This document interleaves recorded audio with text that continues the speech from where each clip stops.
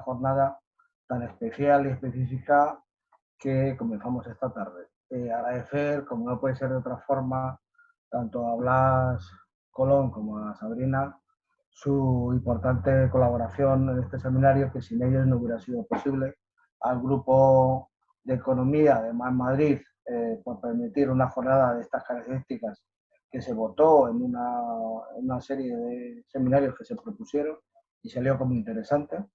Y ya veremos por qué es tan interesante y la desgracia que tenemos de estar en una guerra casi nuclear.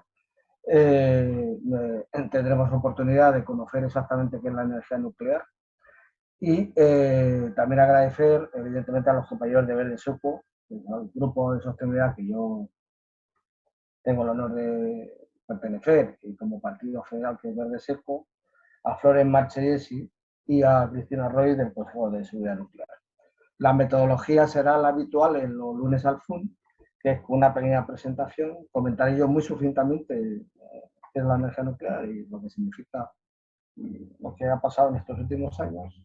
Brevísimo, porque lo más importante es después escuchar a Cristina, su experiencia tanto mundial, europea como española en el Consejo de Seguridad Nuclear, los datos de verdad que existen sobre esto en España, que muchas veces se desconocen y efectivamente hay que ponerlos encima de la mesa con datos, desde no solo una perspectiva económica, sino una perspectiva medioambiental, que es una pata muy importante, y Floren, que nos hablará exactamente de cuál es la postura de los verdes europeos en este envite y lo que significa la taxonomía verde en este apartado con respecto a las directivas europeas y lo que nos va a conllevar eso. Yo y después haremos, como siempre se hace en cualquier lunes al FUN, una ronda de preguntas a los ponentes. De tal forma que si no nos extendemos más allá de las 9, pues tendremos un buen seminario con respecto a esto. Cada ponente comentará y después, y finalmente, una vez que los dos ponentes, para no interceder e interceptar cuestiones que pueden ser ambas complementarias, empezaremos con la ronda de contestaciones. Y sin más preámbulo, voy a empezar comentando que la energía nuclear, como su nombre indica, es la energía que proviene, también se la llama atómica, que proviene de reacciones nucleares de dos tipos: fusión, que es que dos átomos se fusionan y buscan energía, la famosa fusión nuclear, que habéis oído hablar tanto de ella, y la fisión nuclear, que es lo que hoy nos vamos a centrarnos, que es la rotura de varios núcleos de isótopos fundamentalmente de uranio, pero no solo, que produce una energía superior a la inicial con lo que se llama rayos gamma, o sea, rayos absolutamente determinantes, muy penetrantes, y lo que se llama la reacción en cadena. No hay forma de parar si no es a través de moderadores. Eso lo comentarán los compañeros. Hay que también recordar, porque desgraciadamente nos pasa en este mundo, que no recordamos de dónde viene todo esto. Empezó con un desarrollo de varios físicos, Otto Hahn y Meitner, alemanes en Berlín, de Albert Einstein, Oppenheimer y la escuela americana después, y Enrico Fermi, el italiano, más la escuela rusa de Kurchatov. O sea que los rusos también en el principio tenían todos los elementos para intentar realizar este tipo de energía. Lo que pasa que en principio ya sabéis que fue un desarrollo armamentístico. Proviene del desarrollo de la bomba desgraciada, las bombas nucleares y la famosa bomba H. Pero aquí lo principal, efectivamente, es que en España tuvimos un órgano preconstitucional, también lo comentaremos si da lugar, que se llamó la Junta de Energía Nuclear, que era preconstitucional, y después, afortunadamente, en 1980 pasó a depender y llamarse ya el Consejo de Seguridad Nuclear, un órgano democrático, donde Cristina está representando, y que tiene una serie de elementos imprescindibles. Y tenemos varias empresas que se dedican al tratamiento de residuos radiactivos, que es uno de los problemas que tiene la energía, no solo económica, sino muy, muy ambiental, que son Enresa y Enirsa, que es la de tratamiento de procesamiento de residuos, de material fisionable, perdón. Y un almacén en el Cabril de todavía de residuos de media y baja actividad. Residuos radiactivos cuya vida media, en términos físicos, es de menos de 30 años. Teórico, porque después siempre es un poco más. Los de alta actividad los tenemos almacenados en piscinas, que no son piscinas, uno no se puede tirar de allí porque la fastidiamos, en piscinas nucleares, al lado de las centrales nucleares, como tiene que ser, efectivamente, de alta actividad, que todavía no se sabe qué hacer con ellos. Y no hay tecnología, yo lo he escuchado en muchas charlas, no hay tecnología todavía disponible para inertizar los de alta actividad. Bien.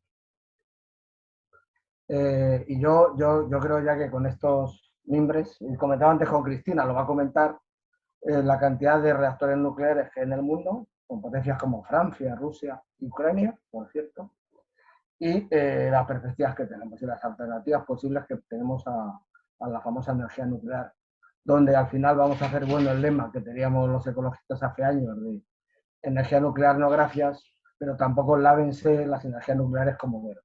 En fin, es todo un reto y vamos a empezar. Entonces, yo ya me callo y pasamos a Cristina Royce, que nos va a hacer la presentación de lo que es la energía nuclear, tanto en España, Europa e incluso en el mundo. Cuando quieras, Cristina.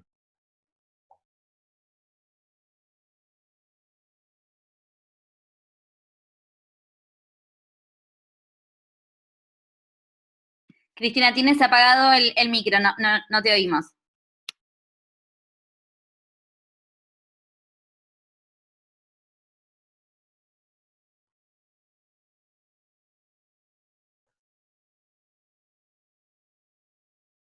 No, lo tienes apagado, Cristina, todavía.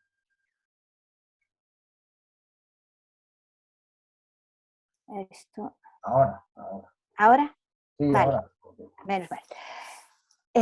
Quería decir que yo no pertenezco al Consejo de Seguridad Nuclear, ni lo represento.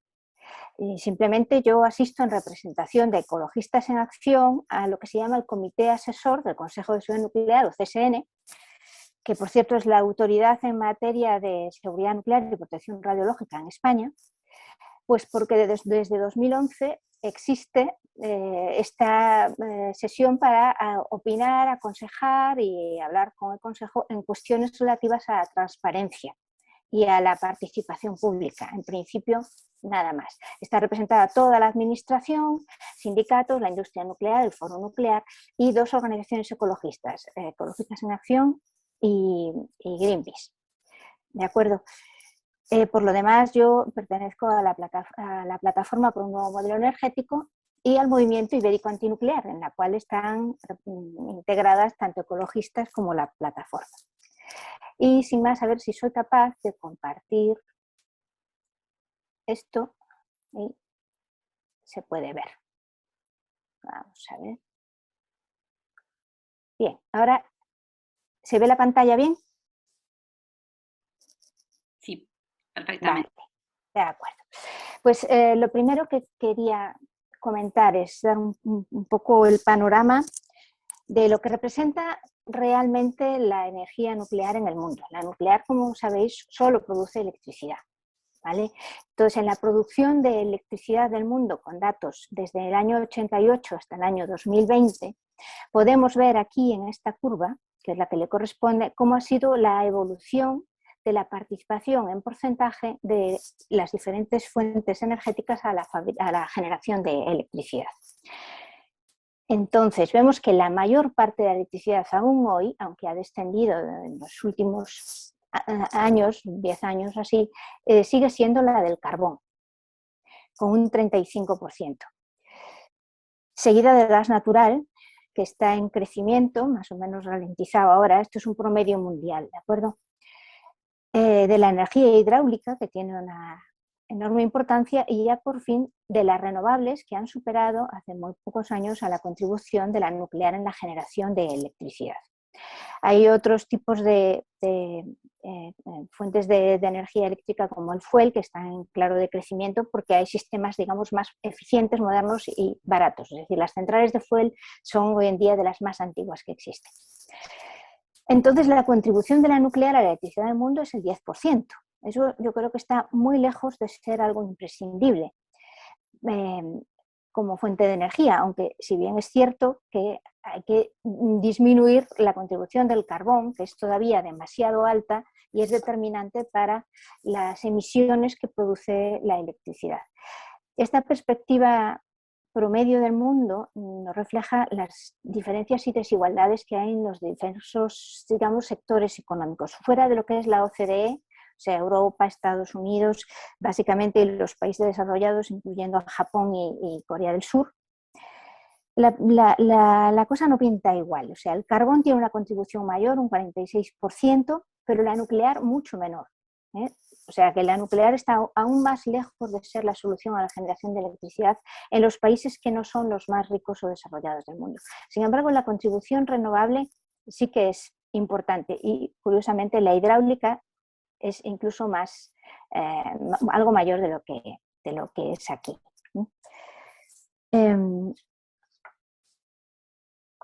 Eso nos da una idea de lo que tendría que aumentar y cambiar el número de reactores nucleares en el mundo si quisieran sustituir, por ejemplo, a lo que se está generando ahora mismo con carbón.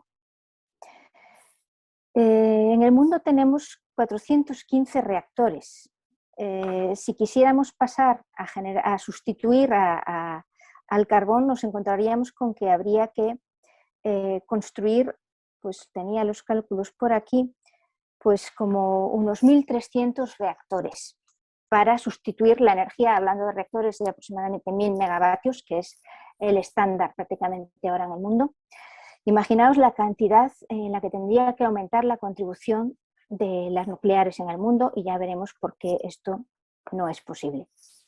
Estos 415 reactores están muy desigualmente repartidos porque en realidad están en 33 países nada más del mundo, lo cual limita también el alcance de este tipo de energía.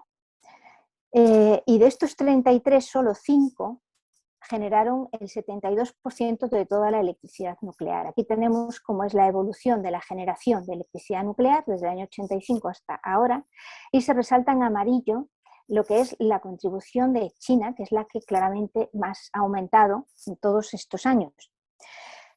China ya ha pasado a ser en 2021 el segundo productor de electricidad en el mundo después de Estados Unidos.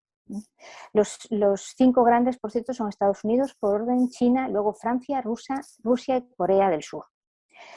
La generación nuclear francesa también este año se redujo un 12% respecto al año anterior. Francia tiene muchos problemas en su flota nuclear y esto tiene mucho que ver, yo creo, en mi opinión, ya hablaremos luego, con el asunto de hacer que la nuclear sea verde para que pueda acceder más fácilmente a fondos de financiación. Incluso en el Reino Unido, desde 2016 hasta este año, 2021, en todo este periodo, la producción eléctrica nuclear se ha reducido un 30%. Y en Estados Unidos el pico de producción fue en 2019 y ya pasó, porque desde entonces se han cerrado 4 reactores, con lo cual es difícil que la energía nuclear vuelva a crecer en producción, incluso en Estados Unidos, que es el mayor productor. Y es importante hablar de la edad que tienen todos estos reactores. Casi todos los reactores que están distribuidos en estos 33 países, pero tanto como el 83% son de 2 tipos. El PWR, que se llama, refrigerado por agua a presión, son la gran mayoría, y el BWR, que son los refrigerados por agua que se permiten hervir. Si hablamos por comparación de los españoles, en España son todos PWR, excepto Cofrentes, que es un BWR, ¿vale? Pues el tiempo de funcionamiento para el que fueron diseñados estos reactores es de 40 años. Y como veis aquí, en la 4ª década de vida están 189 reactores de los 415. Reactores con menos de 10 años solo hay 69. Y a partir de ahí tenemos reactores que siguen funcionando, pero han superado los 40 años, 83, que están en la siguiente década, pero 6 tienen más de 50 años. O sea, en conjunto casi 90 reactores están funcionando, superando el tiempo para el que en principio, ingenierilmente, fueron diseñados todos sus componentes, ¿no? La edad media es de 30,9 años, pero en Estados Unidos es bastante mayor, llega a 36, 39, si no me equivoco. En Europa 37 con 4 años si incluimos a los ingleses, que hace nada eran parte de la Unión Europea, y a Suiza, que también es un país nuclear. En este sentido, el futuro de la nuclear pues tiene tres opciones: o se cierran los reactores al cumplir su ciclo de vida de 40 años, o se prolonga el funcionamiento como los que están aquí, o se construyen nuevos. Y en el mundo hay ahora mismo unos 53 reactores en construcción en 17 países, y 47 de estos reactores son propiedad de empresas estatales, y 6 de los proyectos están en manos privadas, pero sujetos a una regulación de precios para que se reduzca el riesgo de los inversores y hayan podido conseguir dinero para seguir adelante, lo cual habla mucho de la economía nuclear, ¿no? Concretamente en China, por eso ponía esta figura antes, es donde se están construyendo un tercio de los nuevos reactores. Y los siguientes países que tienen una construcción importante serían India con 7 y Corea del Sur con 4. Hay 3 construcciones en Rusia y otras 3 en Turquía, y el resto, si acaso, tienen un proyecto como mucho. En Europa lo que tenemos son 106 reactores funcionando en 13 países. 13 países son la mitad de los países que conforman la Unión Europea. Aquí tenéis en amarillo los que tienen centrales nucleares, y en azul los que no las tienen. O sea que no es que la cuestión nuclear, digamos, que esté causada, haya sido una opción de todos los países de la Unión Europea, aunque sea un problema de todos los países de la Unión Europea, ¿no? Y la gran mayoría de las instalaciones están ubicadas en 7 países, o sea, como el 80% de la potencia nuclear está en solamente 7 de esos 13 países. Concretamente, esto es el número de centrales, de reactores nucleares que hay en cada país. Avasalla Francia con sus 56 reactores, seguidos de los 15 del Reino Unido, aunque ya digo no esté en la Unión Europea, los 8 que quedan abiertos en Alemania, y luego 7 que tenemos en España, en Suiza y en Bélgica. Esos son la mayor parte, luego el resto de países tienen una contribución bastante menor. Y si hablamos de cómo están las nuevas construcciones aquí, pues empezamos a hablar por la que empezó antes, la más antigua, Olkiluoto 3 en Finlandia. La construcción comenzó en 2005 y hasta el año pasado, pero el 21 de diciembre, no se empezó una prueba de criticidad. O sea, 13 años después de lo que inicialmente estimaban que iba a estar construida.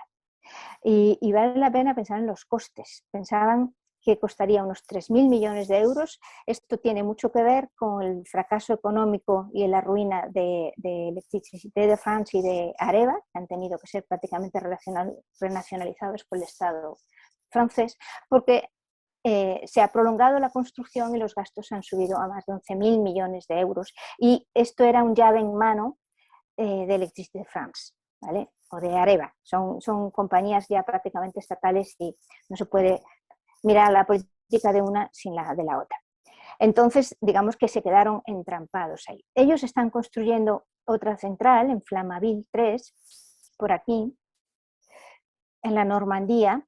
La construcción empezó en 2008, pensaban cargar combustible este año, parece que se retrasa en principio otro año más, pero igualmente en 2024, por problemas de fallos en las soldaduras, van a tener que cambiar lo que es la tapa de la vasija del reactor, que es uno de los elementos principales de cualquier reactor nuclear. Así que ahora mismo están en un gasto 4 veces superior a la estimación original y probablemente año a año irá creciendo. Y en el Reino Unido, pues tenemos 2 reactores nucleares que están siendo construidos, me parece que uno con tecnología china y otra francesa, pero que, aunque son los más recientes, se han construido porque el gobierno británico se comprometió a pagar durante 35 años un precio de la electricidad de estas centrales mucho más alto de lo que hasta ahora venía siendo el precio de mercado, aunque ya sabemos que con la crisis del gas todo esto ha subido.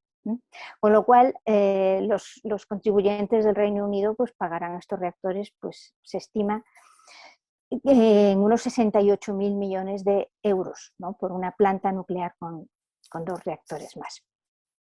Ya añado que en Estados Unidos solo hay un proyecto en marcha. En Georgia, el bloque de 2 unidades, 3 y 4, 2 reactores, arrancó en 2013 y 4 años después ya habían pasado de 14.000 millones de dólares previstos a 29.000 millones de dólares y en principio está bastante lejos de completarse todavía. El tiempo de construcción promedio de los 53 reactores de que estamos hablando es de más de 7 años y prácticamente todos están acumulando retrasos, sobre todo los que se construyen, digamos, en países occidentales, OCDE desarrollados, se construyen más rápidos en China en particular. En fin, parece que la opción que es más realista y que realmente pretende la industria nuclear en realidad no es la nueva construcción, sino la prolongación de la vida de las centrales más allá de los 40 años. Y eso es en lo que estamos incluyendo ahora mismo España también. Claro, es un periodo en que están amortizadas en principio y por tanto el beneficio es mayor. Lo que pasa es que el riesgo de funcionamiento también será mayor. Bueno, como resumen, me llama mucho la atención un artículo que apareció en la web de la Agencia Internacional de Energía Atómica, de la OIEA en español, que fue una agencia creada para promover el desarrollo nuclear y no mucho antes del accidente de Chernóbil. Entonces, en mayo de 2019 sacó un artículo donde primero identifica problemas que desde el mundo ecologista llevamos diciendo mucho tiempo que caracterizan a la energía nuclear. Y además no se cortan de pedir que los gobiernos les proporcionen un buen marco de financiación, nuevamente podemos pensar de nuevo en los fondos verdes, que les apoyen en procesos de licenciamiento que no tengan tantas demoras ni obstáculos. De hecho, desde la propaganda nuclear se atribuye al miedo que los ecologistas metemos a la gente al hecho de que después de Fukushima tengan que gastar más dinero y les lleve más tiempo cumplir obligaciones de seguridad más estrictas de las que antes tenían. En fin, incluso piden que se les apoye a su capital humano, porque naturalmente la gente que empezaba a construir centrales nucleares en los años 80 y a manejarlas y operarlas, pues ya están próximos a la jubilación. Y eso es un problema que hay también en España. Bueno, en fin, aparte de que hay países que realmente podemos considerar bastante inestables y problemáticos desde el punto de vista de la seguridad, ¿vale?, que tienen acceso a la energía nuclear y es difícil pensar que sea solamente por rentabilidad y energía. Bueno, aparte de las razones que la Agencia de Energía Atómica nos pone, que nos da la razón, hay otras dos cuestiones principales por las que rechazar la nuclear como ineficaz, en especial respecto al problema del cambio climático. Estamos hartos de que digan que las emisiones de CO2 de la nuclear son cero. Bueno, eso es una flagrante mentira, porque resulta que las centrales nucleares no tienen su energía de la nada, lo tienen de pastillas de óxido de uranio y eso hay que sacarlo de la mina, hay que convertirlo en un gas, ese fluoruro de uranio, hay que hacer un proceso de enriquecimiento, esto es lo que quieren impedir que Irán tenga capacidad de hacer para que no pueda enriquecer hasta nivel bomba. Hay que volver a convertirlo a óxido de uranio, hay que fabricar los elementos, por ejemplo en España esto se hace en la fábrica de Nusa que antes mencionabas, en Juzgado, en Salamanca, y luego hay que haber construido una central nuclear. Y después que tienes la central nuclear hay recargas anuales de cambio cada año, año y medio, depende del ciclo de la central, de cambiar parte del combustible, no todo, y eso encima tiene que estar enfriado en piscinas durante unos largos periodos de tiempo. Luego hay que meterlo en determinados contenedores y se almacenan secos si se quiere sacar de las piscinas. Y en fin, finalmente habrá que hacer algo con estos residuos, construir otra instalación y finalmente construir una instalación definitiva. Aquí tenemos, según el estudio de este señor Benjamín Sobacol, que probablemente es el más citado porque ha hecho una revisión de estudios de ciclo de vida de la energía nuclear y de cuántas emisiones le pueden atribuir. Y como vemos, lo que es la parte de obtener el combustible nuclear es la parte de león incluso mayor que la construcción de las emisiones de las centrales nucleares. Considerando todo el ciclo de vida, es decir, desde la mina hasta lo que sería el almacenamiento definitivo y ya cerrarlo, el señor Sobacol ha hecho pues, un artículo donde explica en principio, según comparando con otros autores, en promedio cuáles serían las emisiones de la energía de las centrales nucleares por kilovatio hora producido en gramos, ¿vale?, comparadas con otras fuentes de energía, como por ejemplo el gas natural. Como vemos, esto viene a ser el 15% de lo que emitiría una central de gas de ciclo combinado, ¿no?, que son las más modernas, pero es mucho más de lo que emite una solar fotovoltaica normal de silicio policristalino o una eólica de 1,5 megavatios de potencia, un molino, o sea, un parque hecho de molinos de este tamaño, ¿vale?, que emitiría solo 10 gramos por kilovatio hora en todo el ciclo de vida, y mucho menos la eólica marina, que bajaría considerablemente. Bueno, por tanto, es falso decir que la energía nuclear no emite CO2. Concretamente, hemos calculado que por recargas en España, desde este año hasta el 2035, que en principio cerraría la última central, luego lo vemos, más de 4 millones de toneladas de CO2 se emitirían solamente debido al combustible nuclear y sin considerar el transporte de estos materiales entre unas y otras partes de todo el proceso que sigue el combustible. Bien, y nos vamos a qué pasa y cómo está la situación en nuestro país. Esta es la producción de electricidad nuclear en 2019 y en 2020. Como sabéis, 2020 fue un año muy raro, con lo cual digamos que es más estándar la proporción con diferentes fuentes, ¿no?, de producción de electricidad. Y aquí vemos la participación nuclear, un 20, 21, 22%, dependiendo del año. Y vemos la participación de la energía eólica, muy parecida. Bueno, perdón, esta es la nuclear, aquí tenemos un poco por encima de la eólica. Esto es gas natural en ciclo combinado, centrales, digamos, modernas, hechas a partir son centrales del siglo XXI, digamos, como la eólica.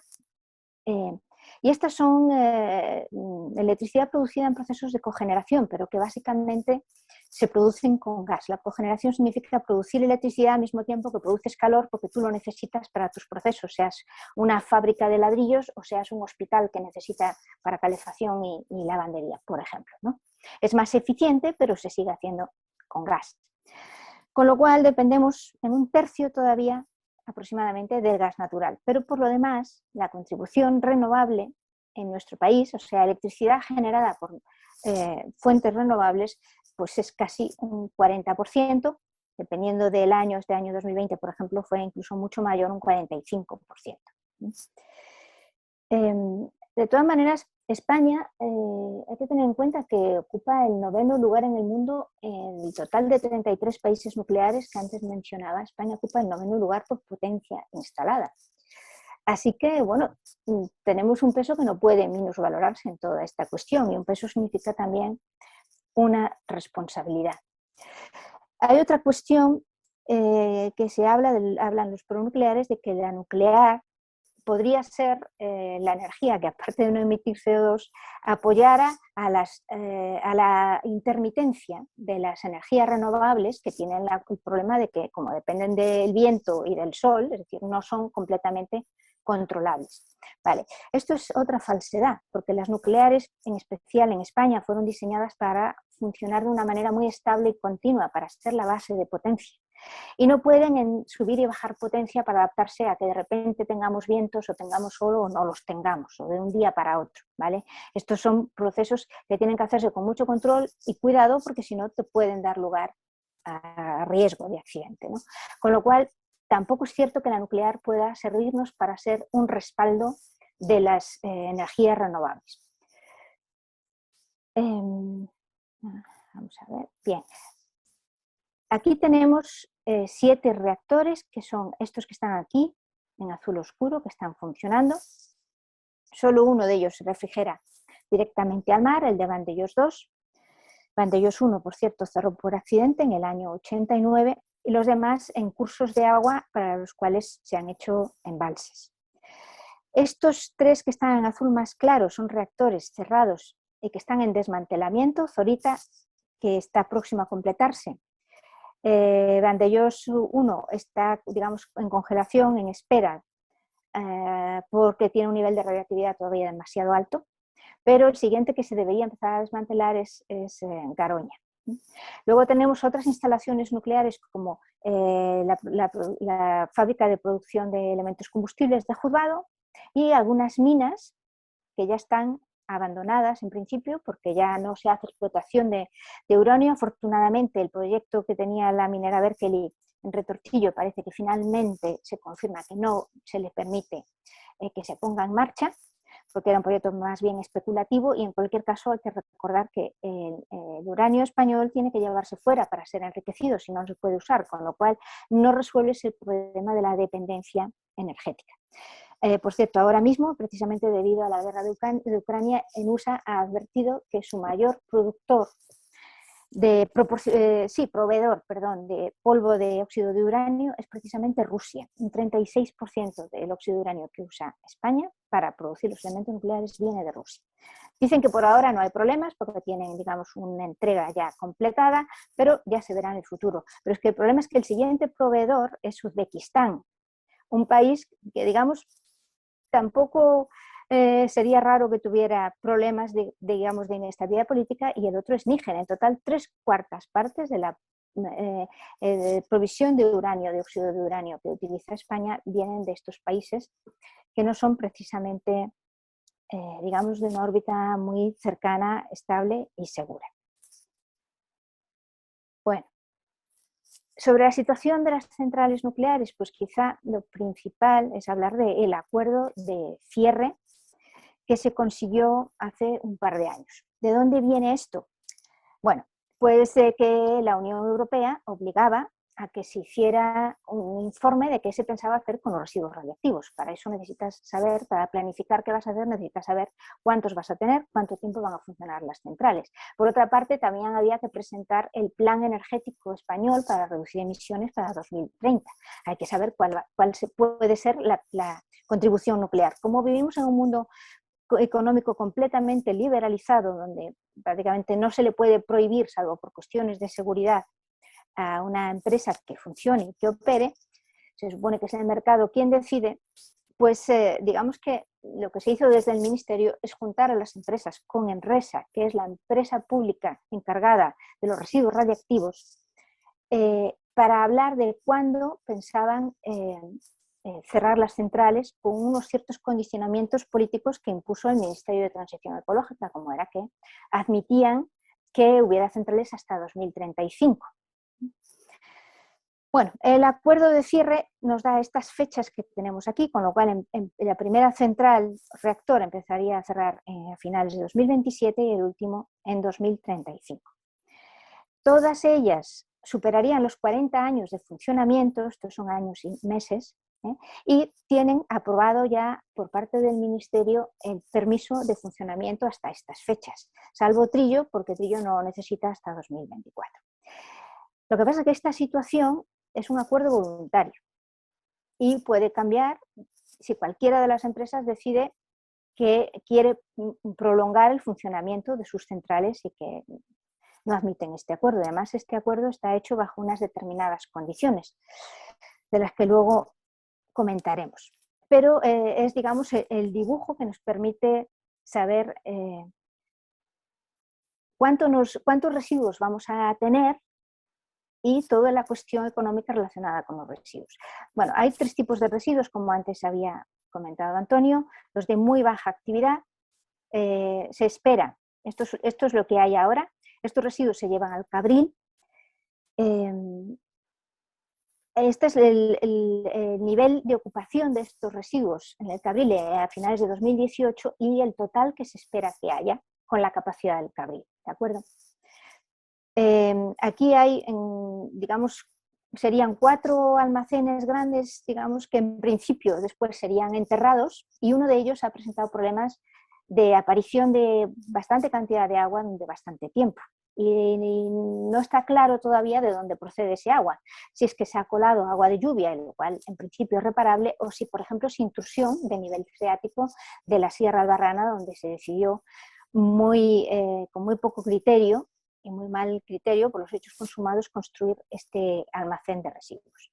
Los siguientes son los de media y baja actividad, que también van al Cabril, y en principio lo que se espera que se acumule cuando se cierren las centrales en 2035 y después del desmantelamiento es inferior a la capacidad que tiene el Cabril. ahora mismo, con lo cual sí que habría que hacer un problema de ampliación de ese cementerio si se quisiesen llevar. Cosa con la que, por cierto, no estamos de acuerdo. Y por último estarían los residuos de alta actividad.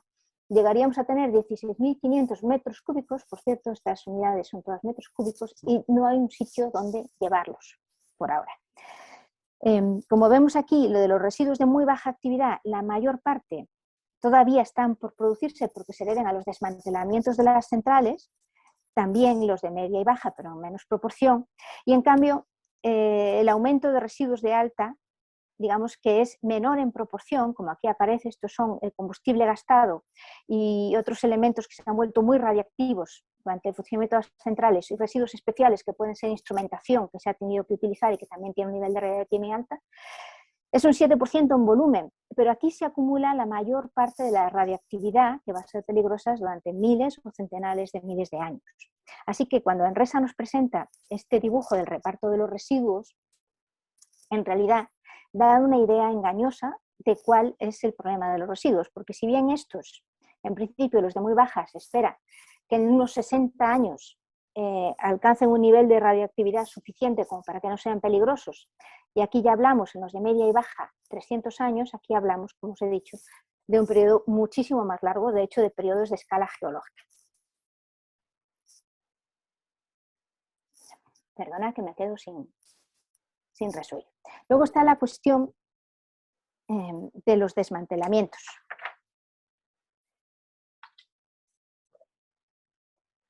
Los desmantelamientos, pues en el mundo hay en principio 196 reactores ya cerrados que no se espera que arranquen de nuevo, pero solo hay 19 reactores que ya hayan sido completamente desmantelados. La mayor parte en Estados Unidos, 5 en Alemania y 1 en Japón. Y solo 10 clausurados completamente de manera que ese terreno se pueda usar para otra cosa. O sea, la cuestión de los desmantelamientos se plantea como un problema importante, claro, muy relacionado con los residuos también, a escala mundial y la verdad es que está todavía en pañales. En España, como antes os había comentado, está... A ver, esto... Voy a avanzar, pero no me está dejando.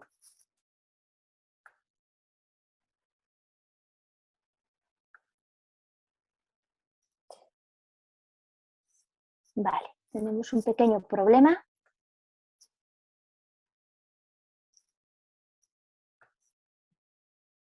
Bueno, lo que os quería decir es que la siguiente central, que sería Garoña, tiene un problema, y es que debido al culebrón que hubo de que el gobierno quería prolongar su funcionamiento, pero las empresas propietarias en un momento dado se querían plantar y no querían hacerlo, todavía tiene combustible gastado en su piscina, cosa que en principio se tiene que quitar y meter en contenedores antes de empezar el proceso de desmantelamiento. Es bastante más arriesgado. Así que se harán dos fases. Una sería del 2022 al 2024, si es que empieza este año, que eso está por ver, y la otra sería hasta 2031. En España, Enresa, que es la empresa pública que se ocupa de los residuos radiactivos y también de los desmantelamientos, ha previsto en el borrador del plan de residuos nucleares que tenemos todavía ahora y está en trámite, 10 años para los desmantelamientos, lo mismo que la central de Zorita, pero Zorita era una central de 160 megavatios y Almaraz, por ejemplo, va a ser una central de más de 1000 megavatios. Vamos a ver, creo que tengo que dejar de compartir y volver a compartir. Ah, vale, ya funciona. Bien, lo que quiero decir es que... Perdón, Cristian, ahí no vemos la pantalla. Si quieres volver a compartir tienes que poner de nuevo. De acuerdo. Pues entonces vamos a salir. Compartimos de nuevo pantalla.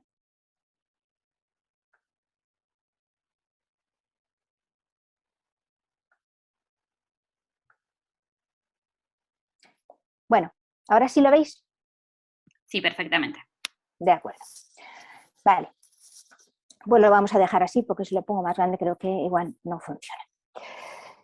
Bien, lo que quería decir es que si se cumplen los periodos que Enresa ha dicho que pueden ser en este borrador del plan de residuos radiactivos de que os había comentado, pues por ejemplo Almaraz comenzaría en 2030 los trabajos de desmantelamiento. Almaraz uno es la primera que dejaría de funcionar, pero no terminarían, en el caso más optimista, hasta 2040. Y después habría que dejar un periodo de 10 años de vigilancia del terreno, de cómo evoluciona su radiactividad, y hasta 2050 no nos encontraríamos con ese terreno libre para cualquier otra actividad. Y si vamos a la última, hasta 2058 no terminaría esa vigilancia. Eso suponiendo que se cumpla lo que dice Enresa.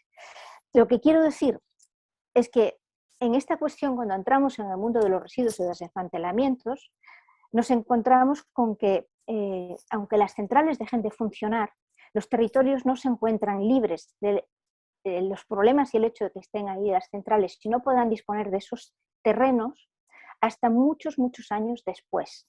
De hecho, en conjunto casi, bueno, no tanto como 40 años de funcionamiento o 40 y tantos que siguen algunas, pero una fracción amplia, bastante grande. Del tiempo de funcionamiento luego tienes que esperar a que eso se desmantele y no podrás utilizar ese terreno. Bueno, sobre la cuestión de... Bueno, esto no entiendo yo muy bien.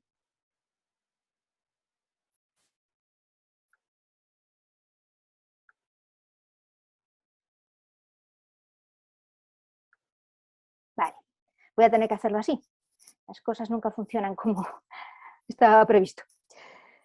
Bien, la cuestión en la que quiero entrar, y no sé si me estoy alargando demasiado, pero yo creo que es importante, es que cuando hablas de residuos también hay que pensar en si hay dinero para hacer todos estos trabajos que se dice que hay que hacer, que van a ser muy prolongados en el tiempo. Entonces, no sé si sabéis que desde la ley del sector eléctrico vigente, la anterior que hubo, la que se hizo el PP cuando entró después de los gobiernos del PSOE del año 97, se estableció que se hiciera un fondo para la financiación de las actividades del Plan General de Residuos Radiactivos. Entre nosotros el fondo Enresa, ¿vale? El fondo Enresa ha acumulado este dinero que está aquí, con esta fecha, finales de 2019, y la mayor parte, estos son miles de euros, con lo cual estos son 5.547 millones, en números redondos, de euros, ¿vale? Ha acumulado este dinero en parte proveniente de las centrales nucleares en operación, como veis es la parte principal, la parte de León, en base a una tasa por los megavatios, por la electricidad producida. No por el precio de la electricidad, sino por la cantidad de electricidad que cada central produzca. Así que cada vez que paran, dejan de pagar, digamos, dinero por esa tasa, ¿vale? Y cuando dejan de funcionar, ya dejan de pagar. Y hay otra parte, 481, casi 482 millones acumulados, que procede del recibo de la luz, porque se paga en función de los peajes. Y luego están otras cantidades menores, por ejemplo, debido a la fabricación del combustible, casi 8 millones de euros. En total, en esta fecha, Enresa disponía de 6.000 millones de euros como fondo de gestión para todas las intervenciones del plan de residuos radiactivos.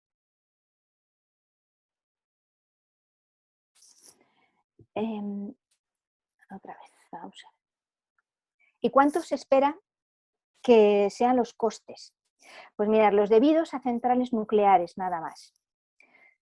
Pues lo gastado por Enresa, según datos que aparecen publicados en el borrador, o sea que son datos públicos, desde el año 85 hasta 2019 son unos 5.000 millones, ¿vale? Dedicados, aquí está separado por tipos de residuos. 5.000 millones se aproxima mucho a lo que las nucleares han contribuido al fondo que ahora mismo tiene Enresa.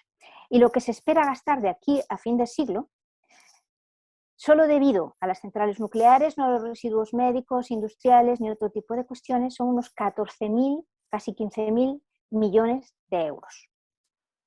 Además de esto, Enresa necesita otros 2.000 millones de euros para su propio funcionamiento, con lo cual El gasto que en el plan de residuos en borrador se espera necesitar para todo esto son 16.745 millones de euros para todo el proceso hasta dejar los residuos enterrados en el AGP. Y además este gasto no es, digamos, uniforme de aquí a fin de siglo. Aquí tenemos desde más o menos ahora hasta fin de siglo. Este es el periodo en que las centrales nucleares, digamos, empiezan a cerrar, la primera Almaraz 1 que hemos dicho, la última Trillo. Y estos son diversos eventos el plan que aparecen en el plan de residuos nucleares. Desde lo que aparece en el plan es un almacén transitorio centralizado conjunto, aquí el almacén geológico en profundidad, etcétera, ¿no? De diferentes sitios. Y como veis, antes de 2050, si esto es el gasto en miles de millones de euros, o sea, estos son 300 millones de euros, 400 año a año, según la estimación de Enresa, aquí tenéis los debidos a los residuos de baja y media, de muy baja actividad y de baja y media, es decir, en azul los que van al Cabril, en naranja los que deberían ir al almacén o lo que quiera que se haga con los de alta actividad, son los más radiactivos, y en gris tenemos los debidos al desmantelamiento, los gastos debidos al desmantelamiento. Bueno, la mayor parte del gasto se va a hacer antes de 2050, ¿vale? 11.000 millones que dividido por los años, por tener una idea de lo que eso supone, son 385 millones de euros al año. Luego, el gasto en principio, cuando ya, digamos, estos residuos estén trasladados al Cabril, etcétera, etcétera, ya habrá que ocuparse de estos otros de alta actividad y digamos que el gasto se estabiliza. Estas son las previsiones de Enresa, pero como veis, llegan hasta final de siglo. El esfuerzo principal es aquí. Entonces, la cuestión es cómo se va a asegurar que se dispone del dinero para hacer todo esto y que se dispone durante tanto tiempo, ¿no? Bueno, a ver, vamos aquí. Bueno, pues entonces tenemos que hablar de lo que Enresa estima que van a ser sus ingresos. Partimos del fondo que hay. ¿Cuánto se va a recaudar en el recibo de la luz debido a los peajes, la atribución que se hace a peajes de aquí a que cierren las centrales, si se cumple el acuerdo de cierre en 2035? Pues 740 millones.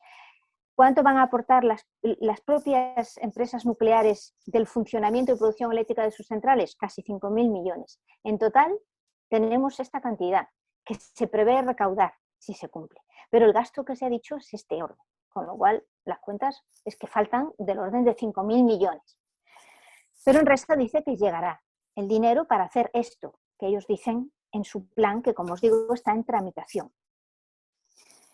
Bueno, pues el misterio está en que aquí no se incluye lo que espera ganar Enresa invirtiendo estas cantidades progresivamente en inversiones públicas, digamos, inversiones que den rendimientos financieros, ¿vale?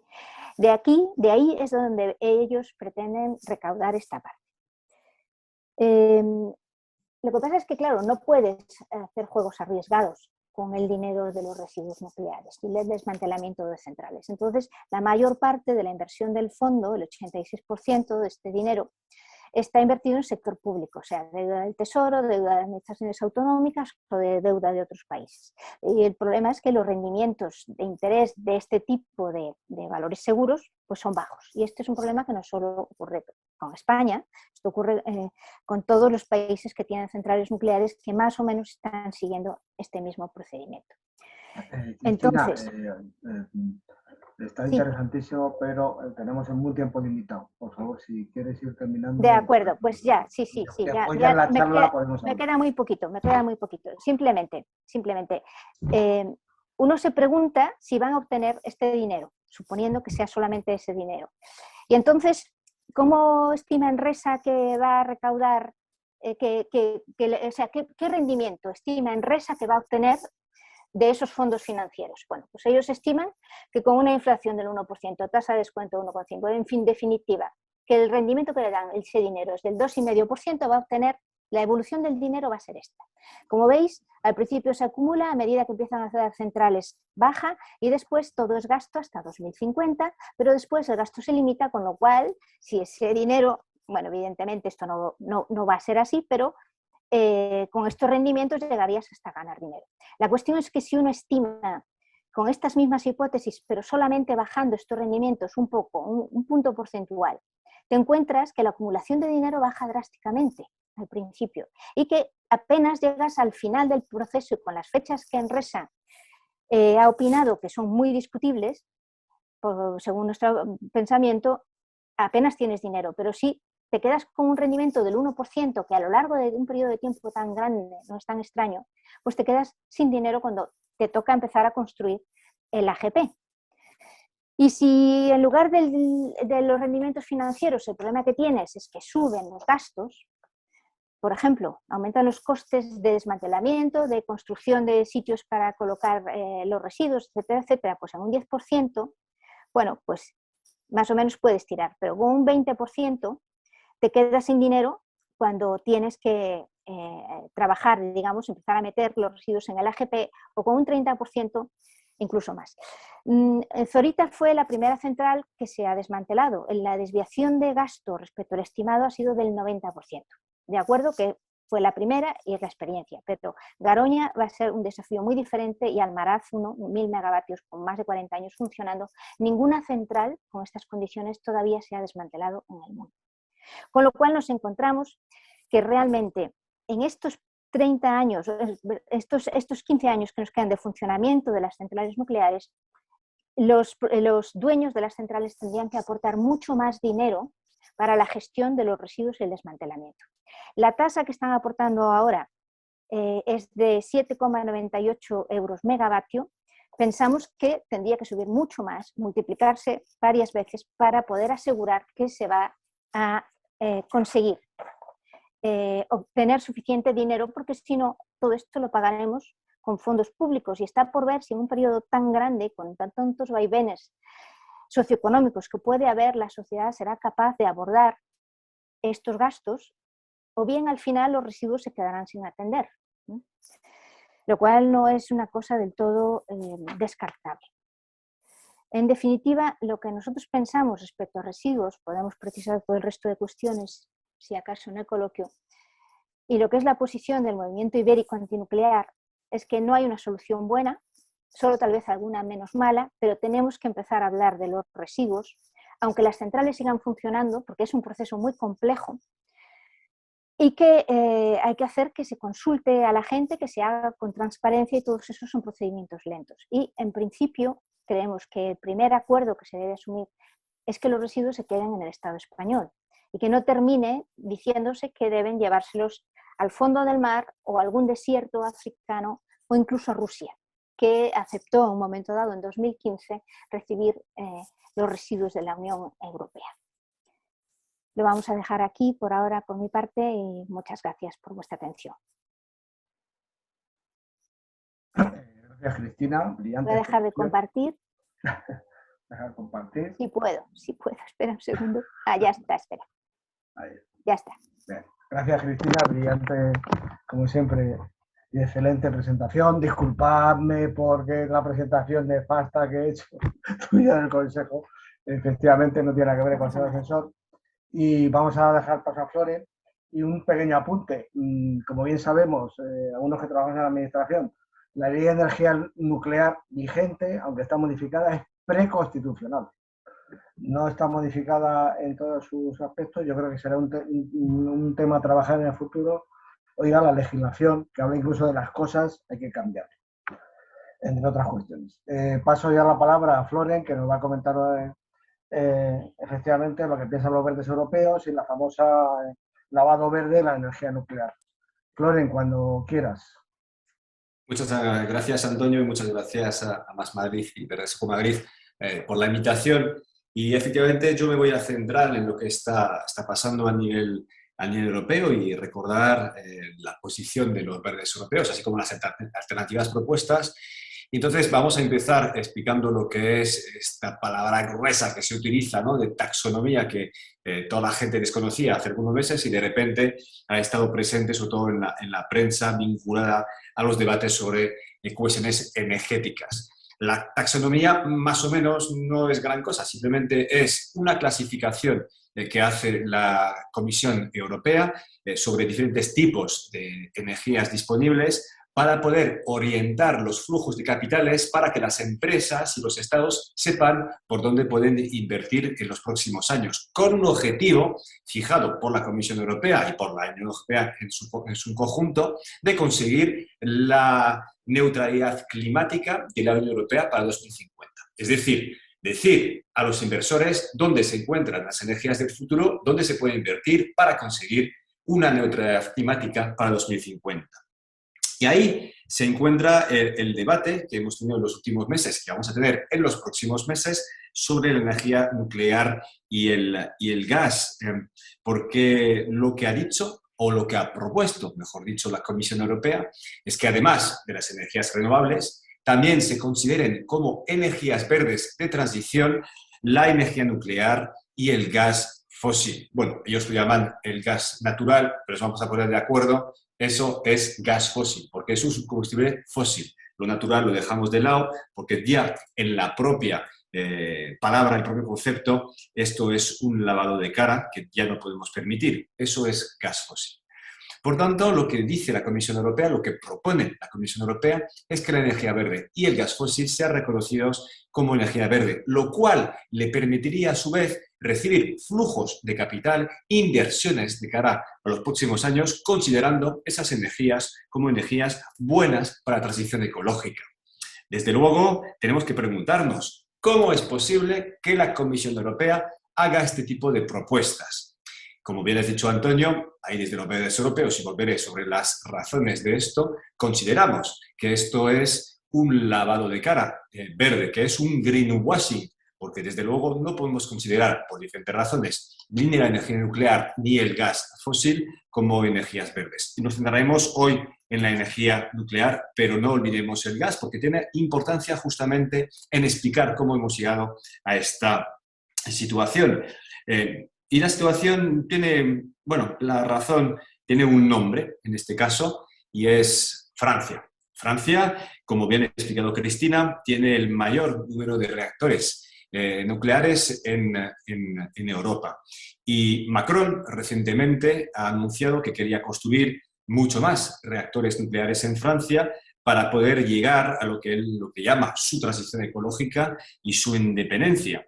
Francia, tenéis que saber que por tener muchísimos reactores depende muchísimo de la energía nuclear para la producción de su electricidad. Y además, Francia lo que ha hecho en los últimos 50 años es desarrollar un sector de la energía nuclear potentísimo, no solamente para Francia, sino también para la exportación de la tecnología nuclear en otros países. Por tanto, Francia tiene un interés estratégico, tanto a nivel interno como externo, para tener la energía nuclear como energía de transición, energía verde. Y hay que entender que Francia lleva meses y años presionando a la Comisión Europea para conseguir que la energía nuclear se vea como una energía verde. Y en este camino de presión, de lobby, donde le han ayudado muchísimo los lobbies también de la energía nuclear, encontramos a otros países también interesados en la energía nuclear, pero también otros países interesados en el gas. Y esto sobre todo era el caso de Alemania, sobre todo antes del cambio de gobierno, que fue en el mes de diciembre pasado. El gobierno conservador, junto con el gobierno, su socio socialdemócrata, tenía mucho interés en el gas. ¿Os acordáis, de hecho, que había hasta hace unos días, una construcción casi terminada, incluso terminada, solamente le faltaba la autorización entre Rusia y Alemania, que se llama el Nord Stream 2, que es un gasoducto para llevar el gas de Rusia a Alemania. Y Rusia tiene mucho interés, Alemania tiene mucho interés en que el gas también sea reconocido como una energía verde de transición. Y ahí se encuentra la relación entre la energía nuclear y el gas. Es el interés común de Francia y Alemania de cambiar la taxonomía inicial propuesta por la Comisión Europea y para poder introducir estos dos cambios. Primero, Francia pide la energía nuclear y no se opone a que el gas entre en la taxonomía. Y al mismo tiempo, la Alemania de Merkel no se opone a que entre la energía nuclear mientras puede entrar su gas. Y de aquí nace esta propuesta de la Comisión Europea apoyada por estas dos potencias europeas.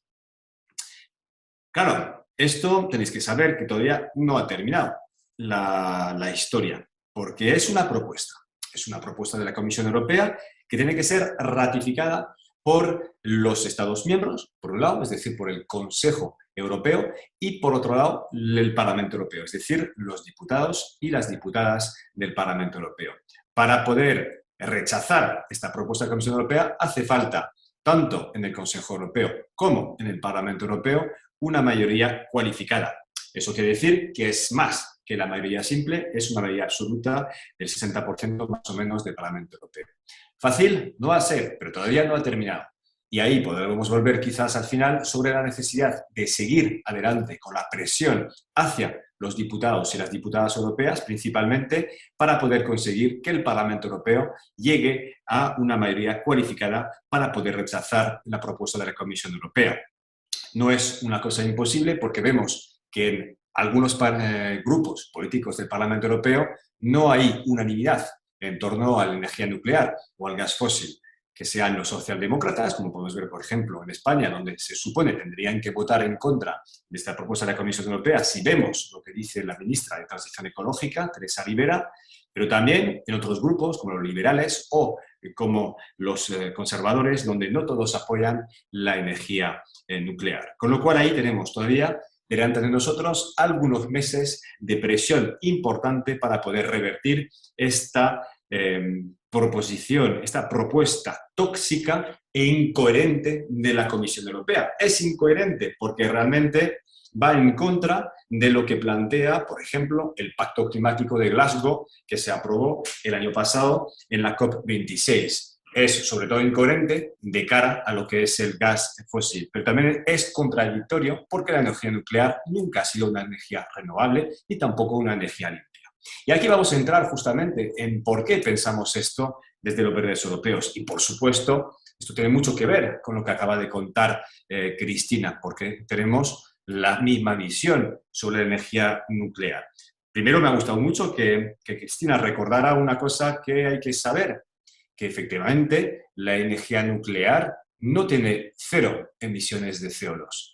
Tiene emisiones de CO2 en la construcción de las centrales, tiene emisiones de CO2 en la extracción de combustibles, en el transporte de combustibles y luego cuando se desconstruye también el desmantelamiento de las centrales nucleares. Es verdad que emite menos CO2 que las energías fósiles, pero emite más que las energías renovables. Pero sobre todo, si queremos comparar la energía nuclear con las energías renovables o el resto de energías, tenemos que ver si es una energía limpia o no. Y aquí la cuestión de los residuos radioactivos es fundamental, porque como todos y todas sabemos hoy no se sabe, no saben qué hacer con los residuos. No saben qué hacer con los residuos. Y por eso, esos residuos tan tóxicos, radioactivos, que no sabemos gestionar y sabemos si enterrarlos, dejarlos para las futuras generaciones, si los dejamos arriba en superficie, estos residuos son un problema gravísimo de la energía nuclear. Y por tanto, no podemos considerar que sea una energía limpia. No lo es. Por otro lado, como bien sabemos, es una energía que es peligrosa. A veces parece que tenemos la memoria corta, sin embargo, quizás tengamos que recordar. ¿Recordamos? ¿Recordáis? ¿Recordamos Fukushima? ¿Recordamos Chernóbil, que estos días ha caído en manos del ejército ruso? ¿Recordamos esos grandes accidentes que han habido en los últimos años?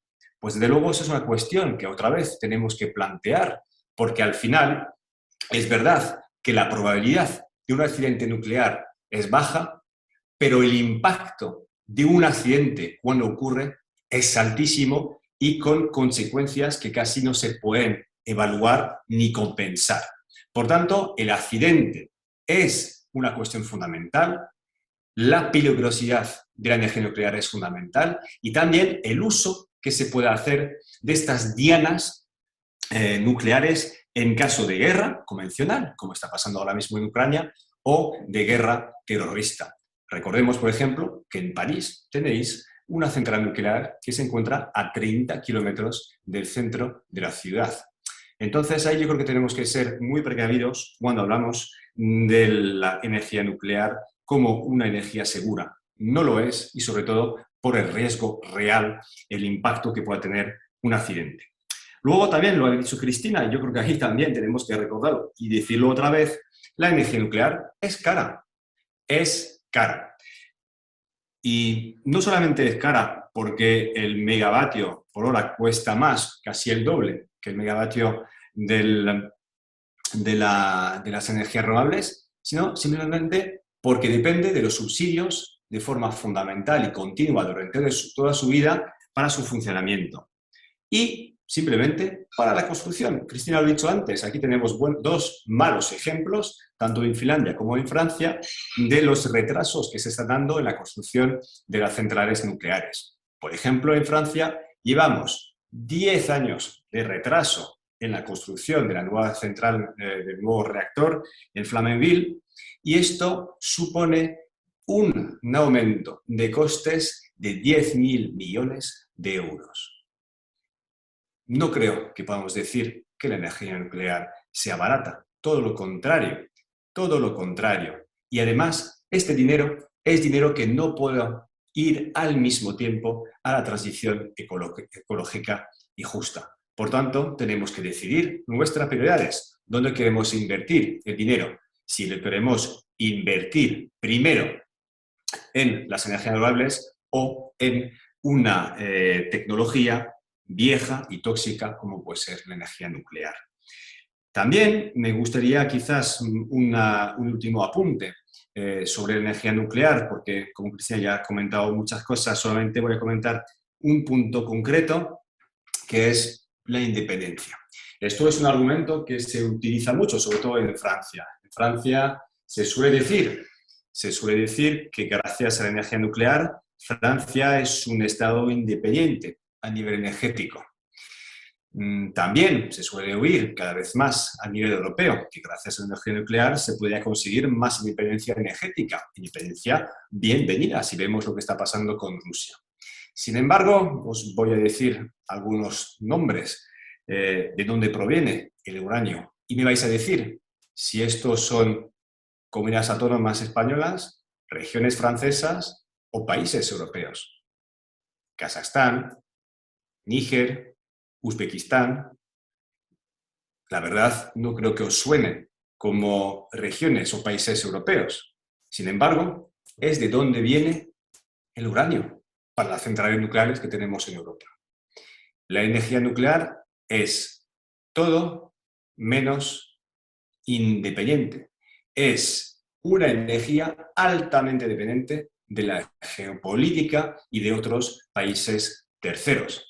Y esto, por supuesto, a diferencia de las energías renovables que dependen del mar, que dependen del sol o que dependen del viento.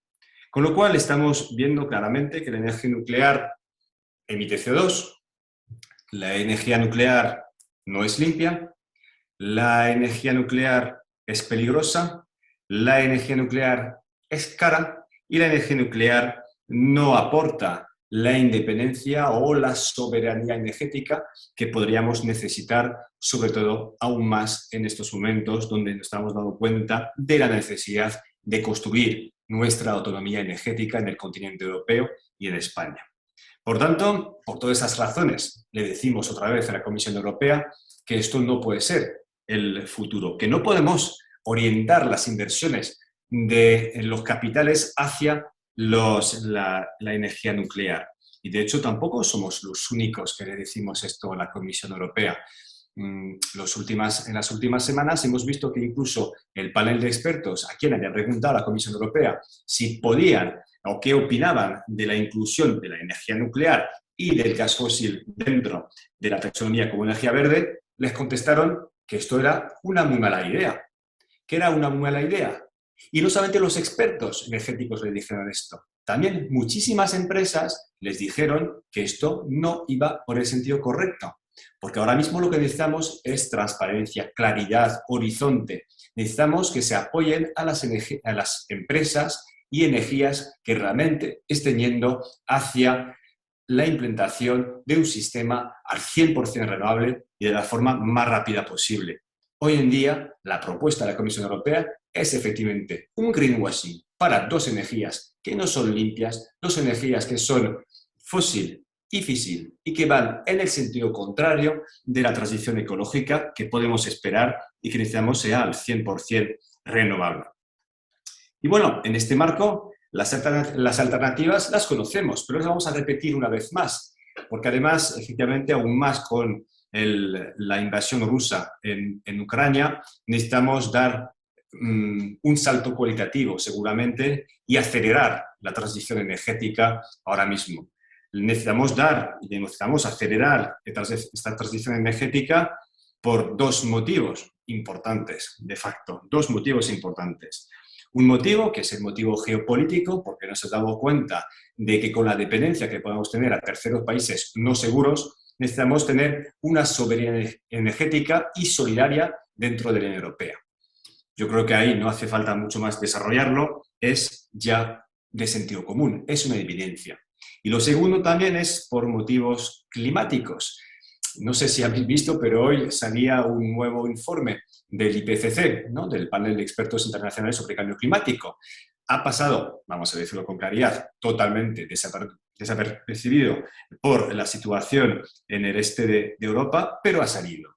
Y el IPCC lo dice con claridad, vamos mal, vamos muy mal. Los impactos del cambio climático sobre los países y los colectivos vulnerables son cada vez más catastróficos y estamos yendo hacia los peores escenarios. Y además, incluso hace un foco, un zoom directo en el sur de Europa, es decir, en España y en la cuenca mediterránea, donde las olas de calor, las sequías, los megaincendios van a ser cada vez más importantes, teniendo impactos fuertísimos en la salud de las personas y también en directamente la vida de las personas.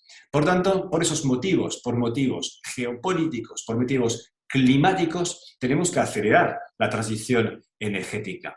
Y tenemos que hacerlo en tres pilares conocidos, pero son tres pilares básicos que tenemos que recordar y tenemos que poner en marcha cuanto antes. De hecho, aprovechando este punto de inflexión que tenemos hoy en día con la invasión rusa en Ucrania.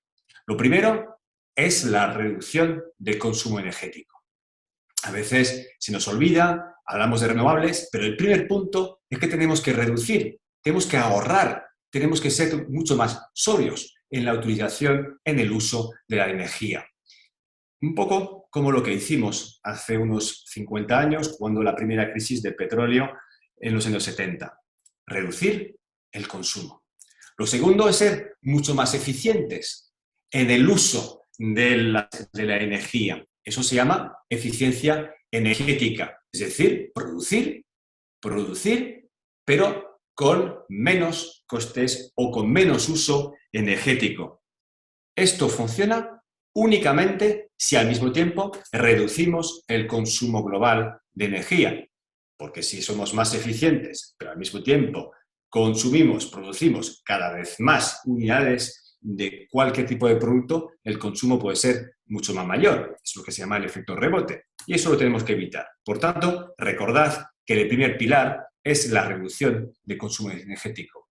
Además de esta reducción, además de la eficiencia energética, necesitamos la tercera cosa, que son las energías renovables. Y ahí tenemos que acelerar muchísimo la implantación de las energías renovables, que además hoy son lo suficientemente baratas para poder competir con cualquier tipo de energía. Y ahí es importantísimo que en España seamos mucho más ambiciosos en la implantación de las energías renovables, poniendo unos objetivos, unos horizontes mucho más rápidos. Ahora mismo estamos proponiendo, de hecho desde el Congreso con nuestros diputados, con Inés Sabanés y con Íñigo Errejón, estamos proponiendo de facto tener para 2030 el 100% de renovables para electricidad. no tenemos más tiempo que perder. No podemos esperar mucho más, porque otra vez, por razones climáticas y geopolíticas, necesitamos acelerar muchísimo esta transición ecológica. Y además, esta transición ecológica se tiene que hacer con criterios de justicia social. Es decir, es una transición ecológica justa. Justa porque sabemos perfectamente que en esta transición energética, en esta transición ecológica, no todos, sino todas ganan. De hecho, hay incluso perdedores en la transición. Bien, personas que viven muy lejos de los centros urbanos, que viven en la Hispana Vaciada, por ejemplo, que necesita coger el coche para poder ir a trabajar. Tenemos también empresas que pierden en la transición ecológica porque están en sectores que son llamados los sectores marrones, que son muy intensivos en energía, pero que necesitan cambiar hacia otros sectores. Los trabajadores y trabajadoras que trabajan en esos sectores que también necesitan evolucionar a otros sectores, sectores verdes que aportan bienestar y también protegen al medio ambiente, pues en este camino ahí necesitamos, para que la transición sea justa, mecanismos de Estado, mecanismos también a nivel europeo que permitan apoyar la transición. Apoyar la transición, apoyar a personas trabajadoras, apoyar a las personas que viven en zonas que no tienen acceso fácilmente a las energías renovables, apoyar justamente de tal forma que todo lo que recuperamos, por un lado, con la tasación, por ejemplo, de las energías fósiles, con lo que ganamos con las energías renovables, lo podemos revertir hacia las personas más vulnerables en los impactos del cambio climático y de la transición ecológica. Y esto es la única manera de tener una transición ecológica que sea una transición ecológica rápida y acelerada. Porque si no tenemos esto, si no tenemos un apoyo decidido a los colectivos más vulnerables o más impactados por la transición ecológica, tendremos fenómenos como los chalecos amarillos, por ejemplo, en Francia hace algunos años. Y esto no nos lo podemos permitir, porque estamos viendo que tenemos poco tiempo. Si no hacemos esto, también tendremos la extrema derecha de Vox, que nos dirá que la transición ecológica es el peor enemigo de la clase trabajadora, como decía Santiago Abascal hace algunos días. Y eso tampoco nos podemos permitir, porque la transición ecológica es necesaria, es vital para la supervivencia civilizada de la humanidad. El IPCC, y os recomiendo muchísimo leer lo que decía el IPCC esta mañana, es clarísimo, no nos deja opción. No tenemos otra que ser más ambicioso a nivel climático. No tenemos otra opción. Esto ya es una cuestión de supervivencia para las generaciones, incluso ni siquiera futuras, para los próximos años. Y nos queda una ventana de oportunidad para actuar muy corta. Estamos hablando de unos 10 años, hasta 2030, más o menos. Por tanto, de verdad que creo que estamos en un momento importantísimo de la historia.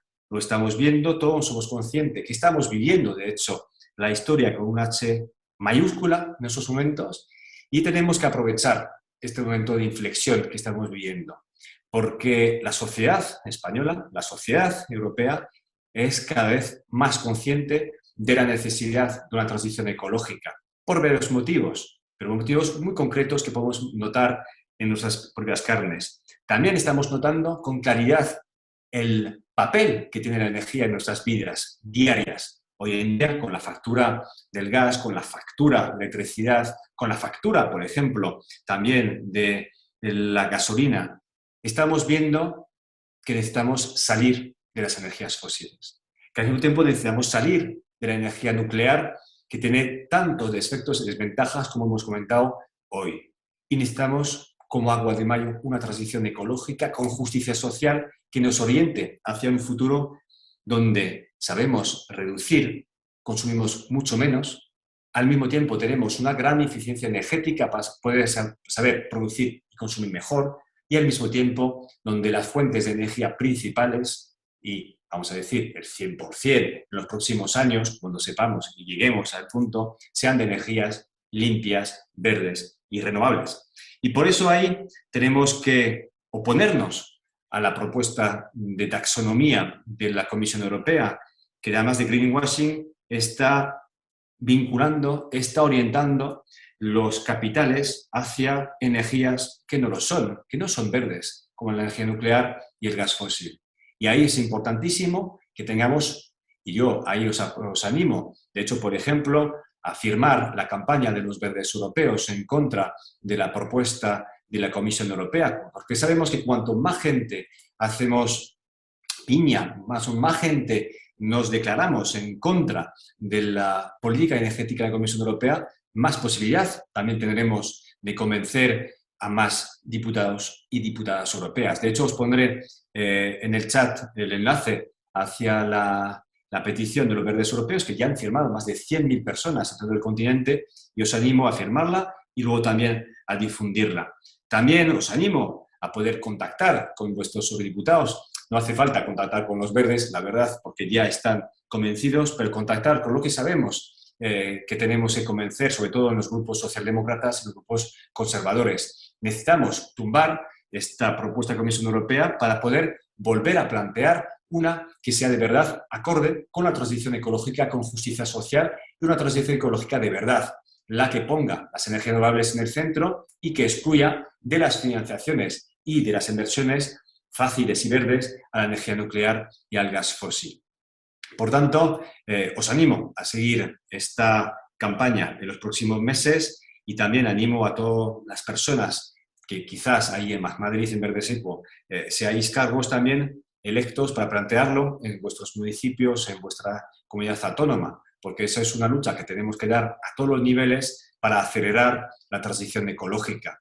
Necesitamos acelerarla porque estamos viendo que por motivos climáticos y geopolíticos ahora es el momento de dar un salto cualitativo. Y es posible porque cada vez más gente es consciente de la necesidad de esta transición ecológica con justicia social. Entonces, pues nos vemos, iba a decir en las calles, aunque ahora mismo sobre todo nos vemos en los Zoom, nos vemos tras las peticiones virtuales, pero que sepáis que los verdes europeos contamos con vuestra ayuda y, por supuesto, podéis contar con la ayuda de los verdes europeos para una transición ecológica con justicia social más rápida, porque todas y todos lo necesitamos. Gracias. Gracias, Floren, como siempre, tan sintético y tan verde europeo, como siempre ha sido.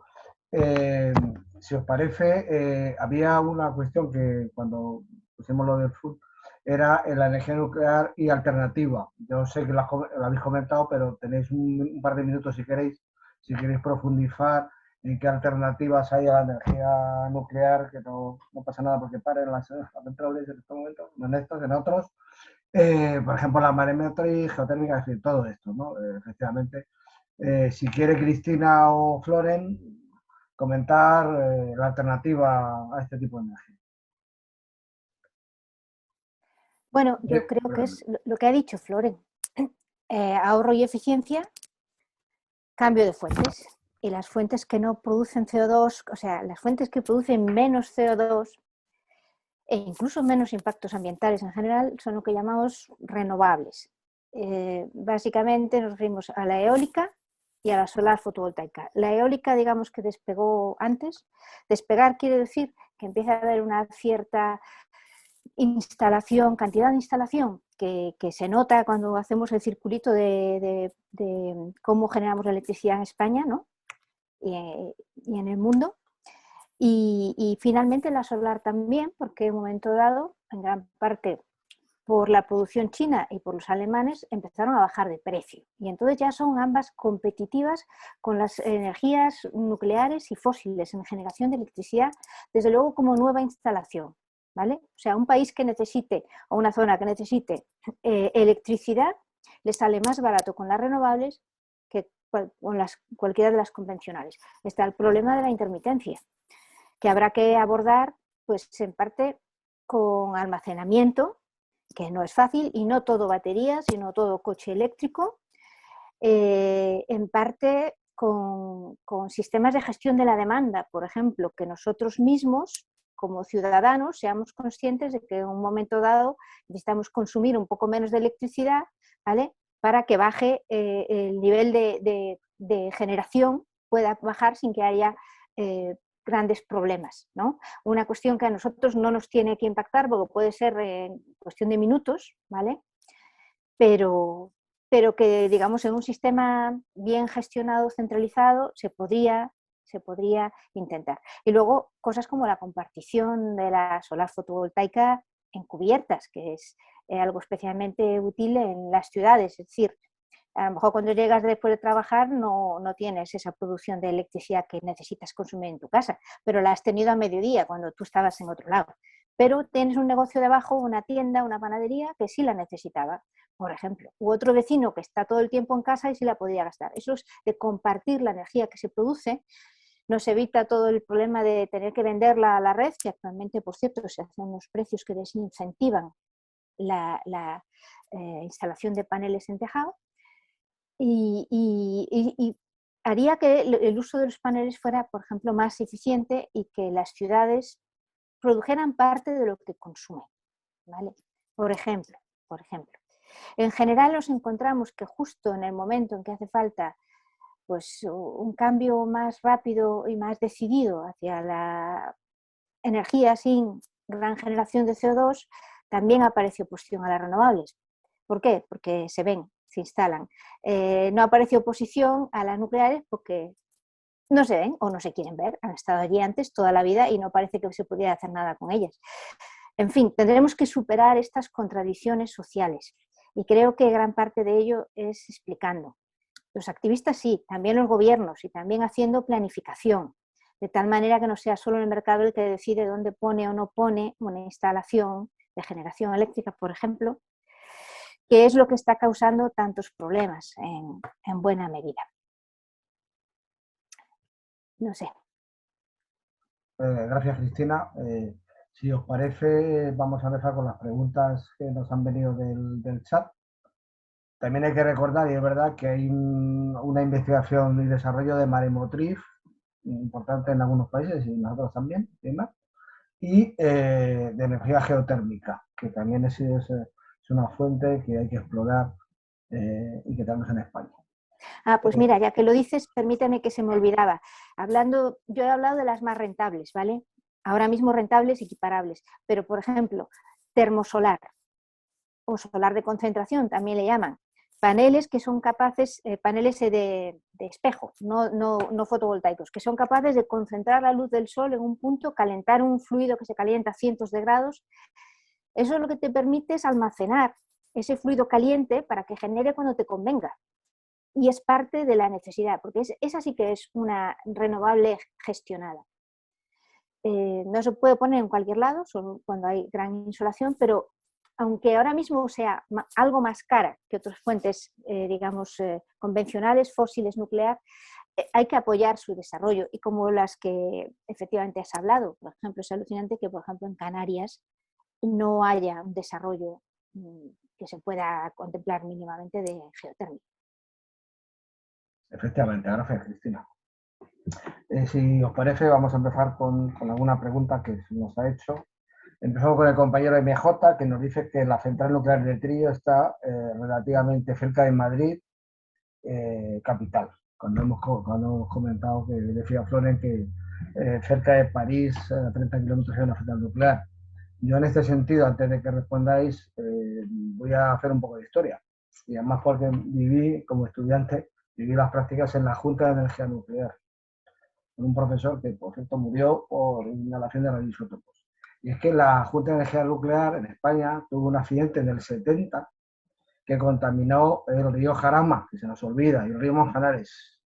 Y después tenemos el accidente nuclear de Palomares, 4 bombas, en el cual los suelos todavía no están descontaminados. O sea que tenemos ahí la importante historia de lo que es la energía nuclear. Y el desarrollo armamentístico, que comentaba José Luis, otro compañero, que es la cuestión importante de que la proliferación armamentística, por ejemplo, tiene temas como el de Irán, ¿no? Y yo lo comentaba al principio, efectivamente, que el desarrollo de las ecuaciones de modelización, de los modelos que dieron lugar a la energía nuclear inicial, fue a través de ensayos de bombas nucleares, Enrico Fermi y Khrushchev. Si queréis comentar algo, tanto Cristina como Flores.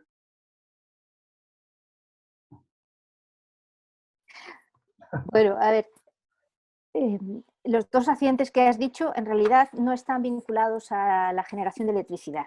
El de Palomares están vinculados a las armas. El de Palomares fue un accidente de dos aviones que en la Guerra Fría, en el año 66 creo, pues cayeron sobre la población de Palomares. El otro a las pruebas que hacía la Junta y a su incompetencia, ¿vale? Se les escapó residuo radiactivo trasvasado a un contenedor, etcétera. Pero ambas tienen que ver también con el ocultismo y la indiferencia de las autoridades correspondientes, que en principio eran de Franco, pero tampoco mejoró mucho la cosa al venir la democracia, de asistir a la población y retirar esos residuos. Los de Palomares todavía están ahí y cuesta mucho.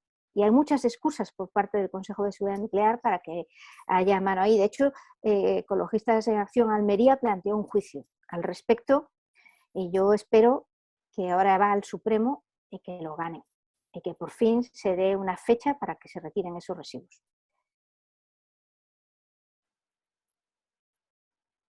Gracias, Cristina. ¿Y quieres, Floren, comentar algo? No, pero veo una pregunta, no, como he dicho ya Cristina, yo veo una pregunta que me parece bastante interesante. No sé si la puedo plantear yo, porque como la he leído, hay como... Sí, plantea la Floren y así me evitas. No, que preguntaba una compañera, creo, sobre cómo podemos ahorrar, ¿no? Efectivamente es una pregunta que es bastante central, ¿no? El ahorro yo. Es verdad que, a ver, podemos hablar del ahorro personal, ¿no? Que podemos hacer cada uno, pero yo me gustaría sobre todo centrarme en el ahorro estructural, que eso es lo que importa realmente a nivel global y sistémico, ¿no? Y ahí, pues, ¿cómo se puede ahorrar? Hay muchísimas formas de ahorrar a nivel sistémico y a nivel económico. Podemos coger diferentes sectores de la economía o de la vida social para ver cómo se puede hacer, pero hablemos, por ejemplo, de agricultura, para empezar, porque hoy en día se necesita energía fósil para todas las etapas de producción, transporte y mercantilización de los productos agrícolas que tenemos en nuestra cena de hoy, por ejemplo, porque el 95% de lo que vais a comer hoy viene de fuera de donde estáis viviendo. Con lo cual tenéis que imaginar que se necesitan fertilizantes y químicos, por ejemplo, para producir alimentos. Además, esos alimentos se suelen hacer muy lejos del lugar donde se comen. Por ejemplo, si queréis tomates en invierno, pues seguramente eso tiene que venir del sur o de muy lejos. Al mismo tiempo, si queréis comer chocolate, cacao, todo el año, pues de luego tenéis que saber que esto en España no se produce, tampoco en la Unión Europea en general. Con lo cual ahí se necesita un transporte de largo alcance. Y además, para que los productos que tengáis en los supermercados se puedan conservar unos cuantos días, después de haber viajado unos cuantos días, conservarse unos cuantos días, aquí se necesita también pues, un sistema de refrigeración que a su vez es un consumo energético importantísimo. Entonces, ¿cómo se puede reducir ahí el consumo energético? Pues cambiando el sistema agrícola. Es decir, producir localmente, por ejemplo, lo que se va a consumir localmente. En vez de utilizar fertilizantes y químicos, utilizar otros sistemas que se llaman agroecología, por ejemplo, o permacultura. Y en vez de transportar, pues en aviones y barcos, pues utilizar otros métodos como ya existe en Madrid, por ejemplo, ¿no? Que son métodos ahí en las cooperativas de consumidor, por ejemplo, en bicis o bicis eléctricas. Es decir, esto se puede hacer, pero por supuesto necesita un cambio estructural muy importante, como cambiar la política agrícola común para empezar, es decir, recentrar, relocalizar el sistema de producción y consumo y además hacerlo en base a métodos que sean ecológicos. Y lo que acabo de decir, y ahí desgranar de forma muy rápida y resumida, por supuesto, se puede hacer con todos los sectores de la economía. Se puede hacer con la movilidad, se puede hacer con las energías, se puede hacer con la gestión de residuos, se puede hacer con cualquier tipo de cosa, pero ahí empezamos con el ahorro. También veía que algún compañero decía que se hace esto en el sector de los edificios, el sector de la construcción, pues por supuesto, no solo cambiando el aislamiento de cualquier tipo de edificio, sino también cambiando la estructura urbana que tenemos, porque la estructura urbana que se pensó en los años 70 en torno al coche, pues venía diciendo que era muy funcional. Teníamos un sector residencial, teníamos un sector de compras con el supermercado, sobre todo con el hipermercado o el centro comercial, teníamos un sector de ocio y teníamos un sector para trabajar. Y todo eso se hacía en coche. Pues esto es un consumo energético enorme. Ahí tenemos que pensar en otra ciudad, una ciudad más compacta, una ciudad más ecológica, una ciudad donde además las personas se pueden desplazar caminando, en bici o en transporte en común. Y además, donde las personas ya dejamos de tener coches en uso privado, sino que tenemos coches compartidos, porque lo importante no es tener el coche, sino poder usarlo de forma compartida. Y por supuesto, con los pocos coches que quedan, estos se tienen que mover con energías renovables. Entonces, ahí se encuentra el ahorro principal. Por supuesto, luego, cada cual puede ahorrar, ¿no?, en su vida diaria, pero ahí tenemos que poner el foco donde más importa, y donde el foco más importa es cambiar plenamente una economía, que es una economía del usar y tirar, una economía del uso intensivo de la energía y de las emisiones de CO2, y transmitirla, evolucionar hacia una economía circular, pero una economía además, que digamos, una economía ecológica, que tenga en cuenta que el planeta tiene límites, e introducir los límites biofísicos en la forma de hacer economía, de hacer vida. Esto es posible y varias ciudades, de hecho, ya lo están haciendo en Europa. Tenemos, por ejemplo, alcaldesa en Ámsterdam, y tenemos de los Verdes, y tenemos una compañera también que dirige en Bruselas, que es secretaria de Estado, sobre la economía circular, y que pone en marcha lo que se llama la economía del donut. No sé si habéis oído hablar de esto, pero justamente va en este sentido, y dice lo siguiente: es decir, la economía deseada tiene que ser como un donut. Tiene un límite externo que no podemos superar, que estos son los límites biofísicos del planeta, y tenemos un límite interno que es las necesidades sociales y colectivas y personales de la ciudadanía. ¿Y dónde se encuentra una economía que es sostenible y al mismo tiempo justa? Pues entre estas dos líneas del donut, ¿no? Entre esas dos líneas, ahí se encuentra una economía que vale la pena ser desarrollada, porque por encima estamos matando el planeta y por debajo, ahí, en el círculo del donut, no estamos aportando lo suficiente o las necesidades básicas de las personas. Y esto es lo que estamos poniendo en marcha en muchas ciudades europeas con los verdes, es esta economía del donut, donde sepamos y sabemos que la reducción del consumo energético y la buena vida van de la mano, y se puede hacer justamente cambiando totalmente las formas de vivir que tenemos, tanto en la movilidad como en la forma de comer, de alimentarnos, de transportarnos, y esto es posible. Yo os animo a mirar estos ejemplos muy positivos que se están dando en toda Europa. Gracias, Florin. Tenemos otra pregunta de Antonio Tena, y es verdad que se me ha olvidado antes comentarlo, y es que ¿qué nos parece lo de la energía hidráulica efectivamente como fuente alternativa? Yo creo que es muy importante. Pero ya está, es parte de la producción energética que puse antes en el círculo. Sí, lo varía dejaste mucho. claro, Cristina. Sí. ¿Perdón? Sí, no, que lo dejaste claro. No, que varía mucho según los años, y la verdad, con las previsiones de cambio climático para nuestro país, pues seguramente su contribución bajará. Desde luego se descarta el hacer grandes embalses. Otra cuestión es que se puedan aprovechar embalses que no tienen turbina instalada, digamos, para producir ambas cosas. O hacer un segundo embalse encima de lo que haya, ¿vale?, para poder almacenar agua cuando haya mucho viento, por ejemplo, y haya mucha producción renovable, y tenerlo ahí guardado para usarlo cuando se necesite y no tener que tirar de otro tipo de energía. Esto es el mayor sistema de almacenamiento que tenemos por ahora, ¿vale? Hay investigaciones y desarrollos e instalaciones como la solar térmica, pero lo mayor que tenemos disponible para ahora es eso. Gracias, Cristina. Así es. Hay otra pregunta de Concha que habla de qué podemos decir de los macroproyectos de renovables y la pérdida de biodiversidad. O sea, se está refiriendo a las plantas solares fotovoltaicas que como champiñones han empezado a la petición de la correspondiente trámite. Si quieres, sobre esto, bueno, el día lo pasaré luego, pero aprobamos un posicionamiento de Verde Seco justamente sobre este tema, porque en verdad que es un tema socialmente importante. Y lo que hay que decir, efectivamente, hay un desarrollo de las energías renovables que es necesario. Para nosotros es una cosa que vemos claramente, es decir, no podemos decir que no sea necesario ahora mismo, pero tenemos que hacer bien. Esto es importante. Además, si queremos que el desarrollo de las energías renovables sea aceptado por la población, no se puede hacer de cualquier manera.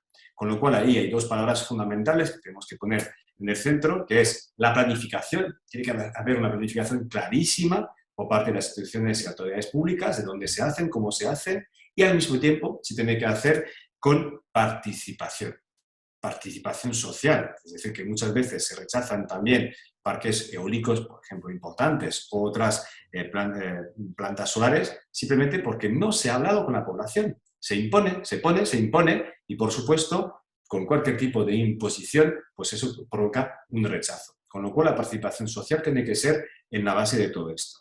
Y luego, con la biodiversidad, ahí es importantísimo que cualquier tipo de proyectos pues respete los espacios protegidos, empezando, por ejemplo, con la Natura 2000. Ahí tenemos que tener clarísimo que las plantas fotovoltaicas no pueden, por ejemplo, o los parques eólicos, no pueden entrar en competición o ir en contra de esos espacios protegidos. Y otra vez, eso tiene que ver con la planificación. Una buena planificación permite proteger los espacios protegidos. Entonces, esto es fundamental.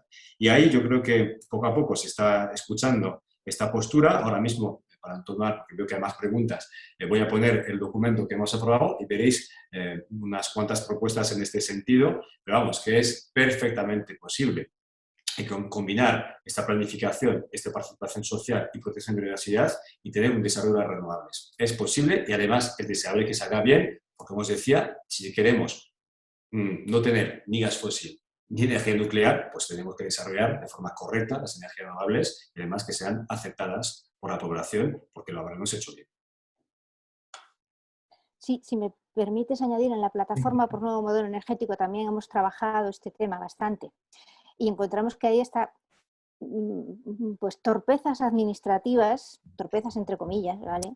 Con la cual el alcalde de un pueblo, ¿no?, se encuentra con que no sabe que hay varias empresas que en su comunidad autónoma han presentado proyectos para el término municipal de su pueblo. Claro, cuando se enteran, a lo mejor ya no pueden hacer alegaciones de ningún tipo y en cualquier caso les parece un atropello y no me extraña. A ver, las cosas no se están haciendo bien. El problema es que si decimos paremos todo hasta que lo hagamos bien, pues viendo cómo está el panorama político y cómo funciona la administración española, en 2030 estamos muy lejos de tener la cantidad de renovables y la reducción de emisiones que necesitamos.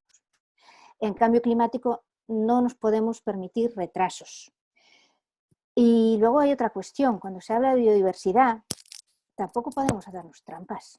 O sea, así como hay que exigir planificación y sentido común y no hay por qué ocupar espacios protegidos, tampoco se puede decir que todo es necesario para la biodiversidad y que las renovables son la mayor amenaza para la biodiversidad. Eso me parece, sobre todo cuando has trabajado en otros tipos de energía y sabes de sus impactos, me parece una aberración. Y en el caso de la nuclear, cuando hablas de desmantelamientos y de residuos, te ponen los pelos de punta. Cuando te canses o cuando sea obsoleto o pues una torre de un parque eólico, a ver, se puede quitar. Y habrá problemas con las palas, que son enormes. Con su reciclaje, ¿con qué lo metemos? Compáralo con los residuos radiactivos. Lo mismito para los paneles. Y además hay muchas formas de integrarlos. Lo que sí te digo es que van a estar ahí cuando vayas al campo, ¿eh? Sí, o sea, si vas a ir de paseo, van a estar ahí. Y los territorios deberían recibir beneficios, incluso económicos, especialmente estas zonas de la España vaciada. Y eso no se está haciendo porque se hace mal. Pero luego hay otra cosa que yo no puedo entender. Se habla de pérdida de biodiversidad, no se menciona la evolución de esa biodiversidad con el cambio climático que ya tenemos en marcha, porque en España también hay estudios y hay previsiones. Pues se va a transformar la vegetación de este territorio. La fauna se va a ver afectada, en que va a tener que emigrar. ¿Qué pasa? Eso no cuenta. Hacemos la comparación de los posibles daños hipotéticos que van a hacer los molinos que matan montones de pájaros, lo cual es fatal para un tipo de especie de la cual a lo mejor te dicen que no conocen cuál es la población. Pues porque dices que esto va a ser mortal para la especie y que va a desaparecer. O sea, hay un doble rasero. El problema es que lo de que tenemos que frenar el cambio climático y que eso no espera, nos pone pues una cuerda al cuello de alguna manera, ¿vale? De tal manera que decir vamos a pararlo todo para hacerlo bien, eso va a significar que las emisiones de España no se van a reducir ni siquiera en lo que está previsto por el gobierno, que es muy por debajo, o sea, mucho menos de lo que debería ser. Gracias, Cristina. Yo quisiera añadir a lo que habéis comentado tantas flores como tú, desde mi punto de vista profesional, porque tengo que lidiar en una administración pública con la barbaridad de proyectos que nos presentan, justamente para que no pase lo que dice Cristina, que ni su propio municipio se enteren de lo que le van a poner, de que las evaluaciones ambientales que presentan los promotores a veces son bastante flojas, por no decir, en fin, ya lo sabéis. Pero después hay un reto también, es de la falta de planificación energética hace que en la Comunidad de Madrid se van a montar montones de líneas de evacuación de Castilla-La Mancha, puesto que el terreno es más barato que Castilla-La Mancha. Ese es el final de la película. Yo os cuento los datos que tengo en mi poder por hacer los informes de la administración, claro, yo de parte. Y es efectivamente, si no voy a decir nombres porque me crucifican, pero es efectivamente de que se monta en una comunidad para evacuar en otra que no tiene planificación energética como es la Comunidad de Madrid. De tal forma que la línea de evacuación llegara a la Comunidad de Madrid. Por ejemplo, llegar a Getafe tiene un problemón porque se les ha ocurrido intentar poner Getafe, municipio del sur, 2 plantas solares fotovoltaicas, 1 y 2, en zona protegida. Eso. Y después hay otro asuntillo interesante que yo lo explico muchas veces. Y digo, las líneas de evacuación aéreas es mejor que vayan subterráneas, aunque les cueste 10 veces más al promotor, que es el final de la película. Por impacto de paisaje y por impacto a la bifonda.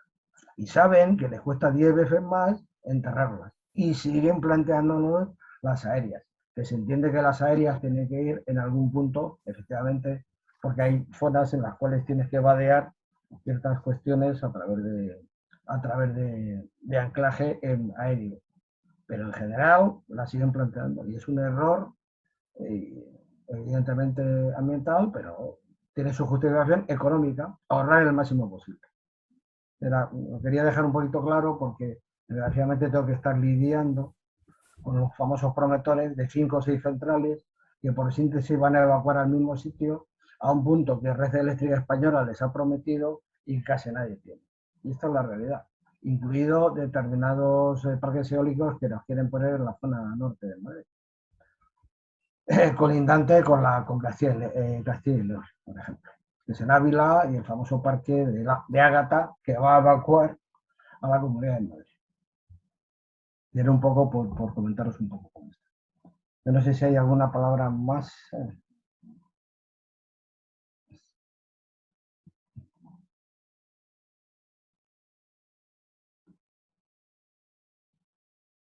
Miguel Ángel nos comenta que los proyectos de energía limpia en España vaciada puede ayudar a que no se vacíe aún más, ya que de no ser así se llenarían de macrogranjas de animales de producción intensiva como ya está pasando.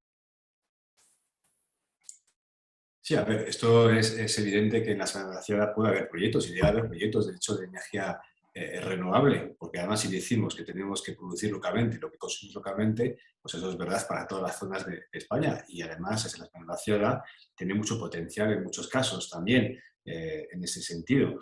Entonces, yo totalmente de acuerdo que otra vez se tiene que hacer bien, pero si se hace bien, entendemos que la zona vaciada tiene mucho potencial, no solamente en energías renovables, sino también, por ejemplo, en agricultura ecológica. De hecho, ahí yo estoy muy de acuerdo con Cristina, porque además ahora mismo el problema mayor para la biodiversidad, por ejemplo, en España no son las energías renovables, porque es una proporción muy pequeña del territorio español.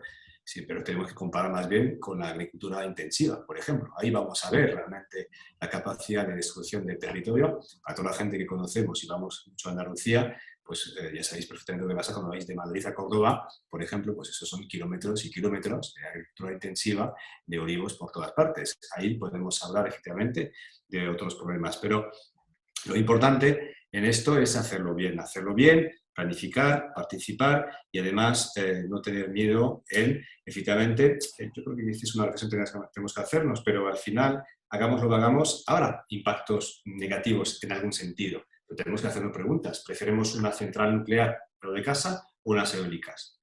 Pues también ahí tenemos que decir, ¿preferimos que sean otros quienes nos manden los combustibles fósiles desde países sin derechos humanos o producir nosotros nuestra energía? Toda la producción de energía tiene un impacto en sanidad un momento dado negativa, pero tenemos que pensar también, tenemos que aceptar que algunos impactos negativos lo tengamos que asumir nosotros y nosotras mismos directamente.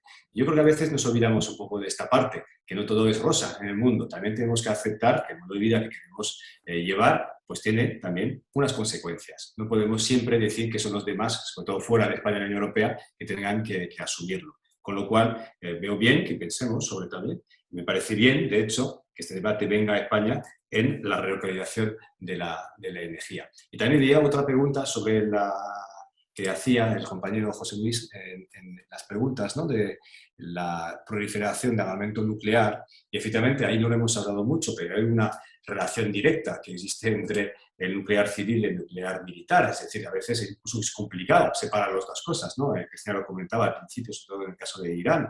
Pero efectivamente hay una razón histórica del movimiento ecologista, del movimiento verde, tanto político como social, del rechazo a la energía nuclear, es la relación entre la energía nuclear civil y la energía nuclear militar. Y además también en el uso que se hace luego de la energía nuclear a nivel bien, como decía yo al principio, en una guerra convencional o unos actos terroristas. Y esto no se puede descartar. De hecho, como les decía, actos terroristas posibles, esto lo hemos aprendido, pero estallar un avión contra las Torres Gemelas se ha hecho en este caso, pero también se puede hacer contra una central nuclear. Y esto no es lo mismo con una energía eólica. Nadie se ha ido a estrellar un avión contra la energía eólica, por ejemplo, pues claro, porque el daño no es el mismo. Y ahí tenemos que introducir esto en nuestro pensamiento también y ver que un objetivo a medio y largo plazo es desnuclearizar realmente este planeta. Porque estamos viendo con la escalada ahora mismo, cuando Putin, que es de verdad una persona muy peligrosa, nos está diciendo que ha pedido activar su arsenal nuclear, desde luego, pues no es para estar tranquilos, porque realmente los daños, los impactos de una posible guerra nuclear es devastador. No es nada comparecido con lo que hemos conocido hasta el momento. Con lo cual, una urgencia en este mundo es seguir desnuclearizando la capacidad nuclear de todos los países a nivel mundial. Eso pasa por hacerlo a nivel militar, por supuesto, pero también a nivel civil, sabiendo que lo civil puede llegar a lo militar. Con lo cual, las dos cosas están totalmente interrelacionadas y sigue siendo un objetivo prioritario de los verdes.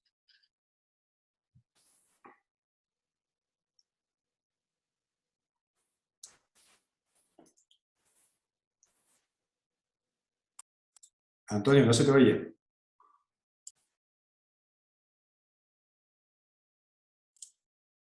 Antonio, ¿tenéis el micro apagado? Sí, no nada. Pero apagado, qué desastre, oye. No soy un desastre nuclear, pero entiendo, tío. No, lo tuyo no es nada. Acordaros de la doctrina de Kissinger, destrucción mutua asegurada, que es la doctrina de por qué no se deben lanzar los misiles. Continuando con la picaresca que nos caracteriza en España, dice el compañero MJ, presentan los proyectos solares en partes. De esa manera cumplen la normativa de la comunidad, pero el proyecto tiene dimensiones muchísimo mayores. Esta es la técnica habitual de presentar proyectos en una comunidad para evacuar en otra. Y lo que pasa es que entre dos comunidades, os comento que quien dice la última palabra es el ministerio. Entre comunidades, el ministerio. Entonces es verdad que en esto, como decía Flores y decía Cristina, hay que ser rigurosos en todo. Es decir, no nos oponemos, pero hay que ser rigurosos. ¿Hay algo más? O ya va siendo las 9, creo que ha sido un debate provechoso y fantástico. Y si quieres algo decir, Flores, y Cristina, para finalizar. Bueno, no sé, pero de repente he pensado, estamos hablando de los problemas de ver los molinos en el campo y las paneles solares, y yo estoy pensando en qué va a pasar con la central de Zaporilla, que está en zona que ya han invadido, ¿vale? Los rusos, las centrales ucranianas están mal. Desde que cayó la Unión Soviética no tienen el mantenimiento adecuado, por lo visto, tienen muchos fallos. Casi siempre hay alguna que tenga problemas. Los problemas de las centrales nucleares son cosa mala, porque con un poquito de mala suerte se complican malamente. Y después están los residuos. pues en esta zona, que es precisamente Zaporilla, hay un campo, digamos, sobre cemento de contenedores con residuos de alta actividad. Si a alguien se le escapa, pues no un arma corta, no, pero un misil o algo así, los contenedores, o sea, la verdad es que los que trabajan en activismo nuclear están muy, muy, muy preocupados con lo que pueda pasar con las centrales. Y eso también incluye a los del CSN, los de la Organización de Energía Atómica, está todo el mundo, porque es la primera vez que hay una guerra en un sitio con centrales nucleares en general. Hasta ahora, los sitios donde ha habido guerras, que ha habido casi constantemente, no había centrales. En Yugoslavia estaba en Eslovenia, que no era terreno de batalla. Crucemos mucho los dedos y bueno, creo que hay que valorar los impactos, ¿no? Con un poquito de perspectiva. Y ojalá tengamos suerte. Y mañana sea un día mejor. No, sí, que termine la para pesadilla. Los ucranianos. Exactamente, que termine la pesadilla. Gracias, Conchi, por tu magnífica. Después ya difundiremos tu fantástica presentación. Y si quieres decir para despedir algo, Flores. Bueno, sobre todo recordar lo que yo decía al principio, y yo creo que es una idea básica ahora mismo, estamos en un punto de inflexión. De verdad, ahí la historia es una H mayúscula, se está acelerando muchísimo. Primero fue la pandemia, que nos ha enseñado unas cuantas cosas y que nos ha obligado a movernos mucho más rápido y además tomar decisiones que no pensábamos posibles hace muy poco, y ahora está la invasión rusa en Ucrania. Todo esto, junto con la emergencia climática, nos hace pasar en otra dimensión, en otra fase histórica. Entonces, pues sobre todo es que tengamos esto en mente y que en todos los niveles donde nos encontremos, sea como ciudadanos, sea como activistas, sea como sindicalistas, sea como cargos electos, pues eso lo tenemos que tener en cuenta, porque realmente tenemos una oportunidad, quizás la última oportunidad para poder orientarnos hacia un mundo de verdad que sea sostenible y justo. Entonces, es ahora, pues nunca, y ahí yo creo que tenemos que tomar esta oportunidad, que no viene por motivos que nos hubiera gustado, pero ahí está, y ahí tenemos que ponerla en marcha hacia más sostenibilidad, más democracia y más justicia. Gracias, Flores. Yo creo que con esas palabras de oro, seguimos diciendo nucleares, no gracias. Elaborate tampoco, por favor. Y dar una oportunidad a la paz, fundamentalmente, y a que este mundo no se nos vuelva loco y dejemos a las próximas generaciones con un mundo inhabitable, que sería el final de la película. Agradecer, por supuesto, al grupo de Más Madrid Sostenibilidad, de Economía, el apoyo recibido, a Sabrina por su incuestionable forma de gestionar este chat, y a Blas, por supuesto, por estar ahí para todos nosotros. Gracias, nosotros difundiremos, como está grabado, se difundirá en tiempo y forma, porque creo que es un debate muy interesante para todos. Pues muchas gracias y buenas noches. Muchas gracias, hasta luego. Muchas gracias por la invitación. Hasta luego, gracias. Adiós.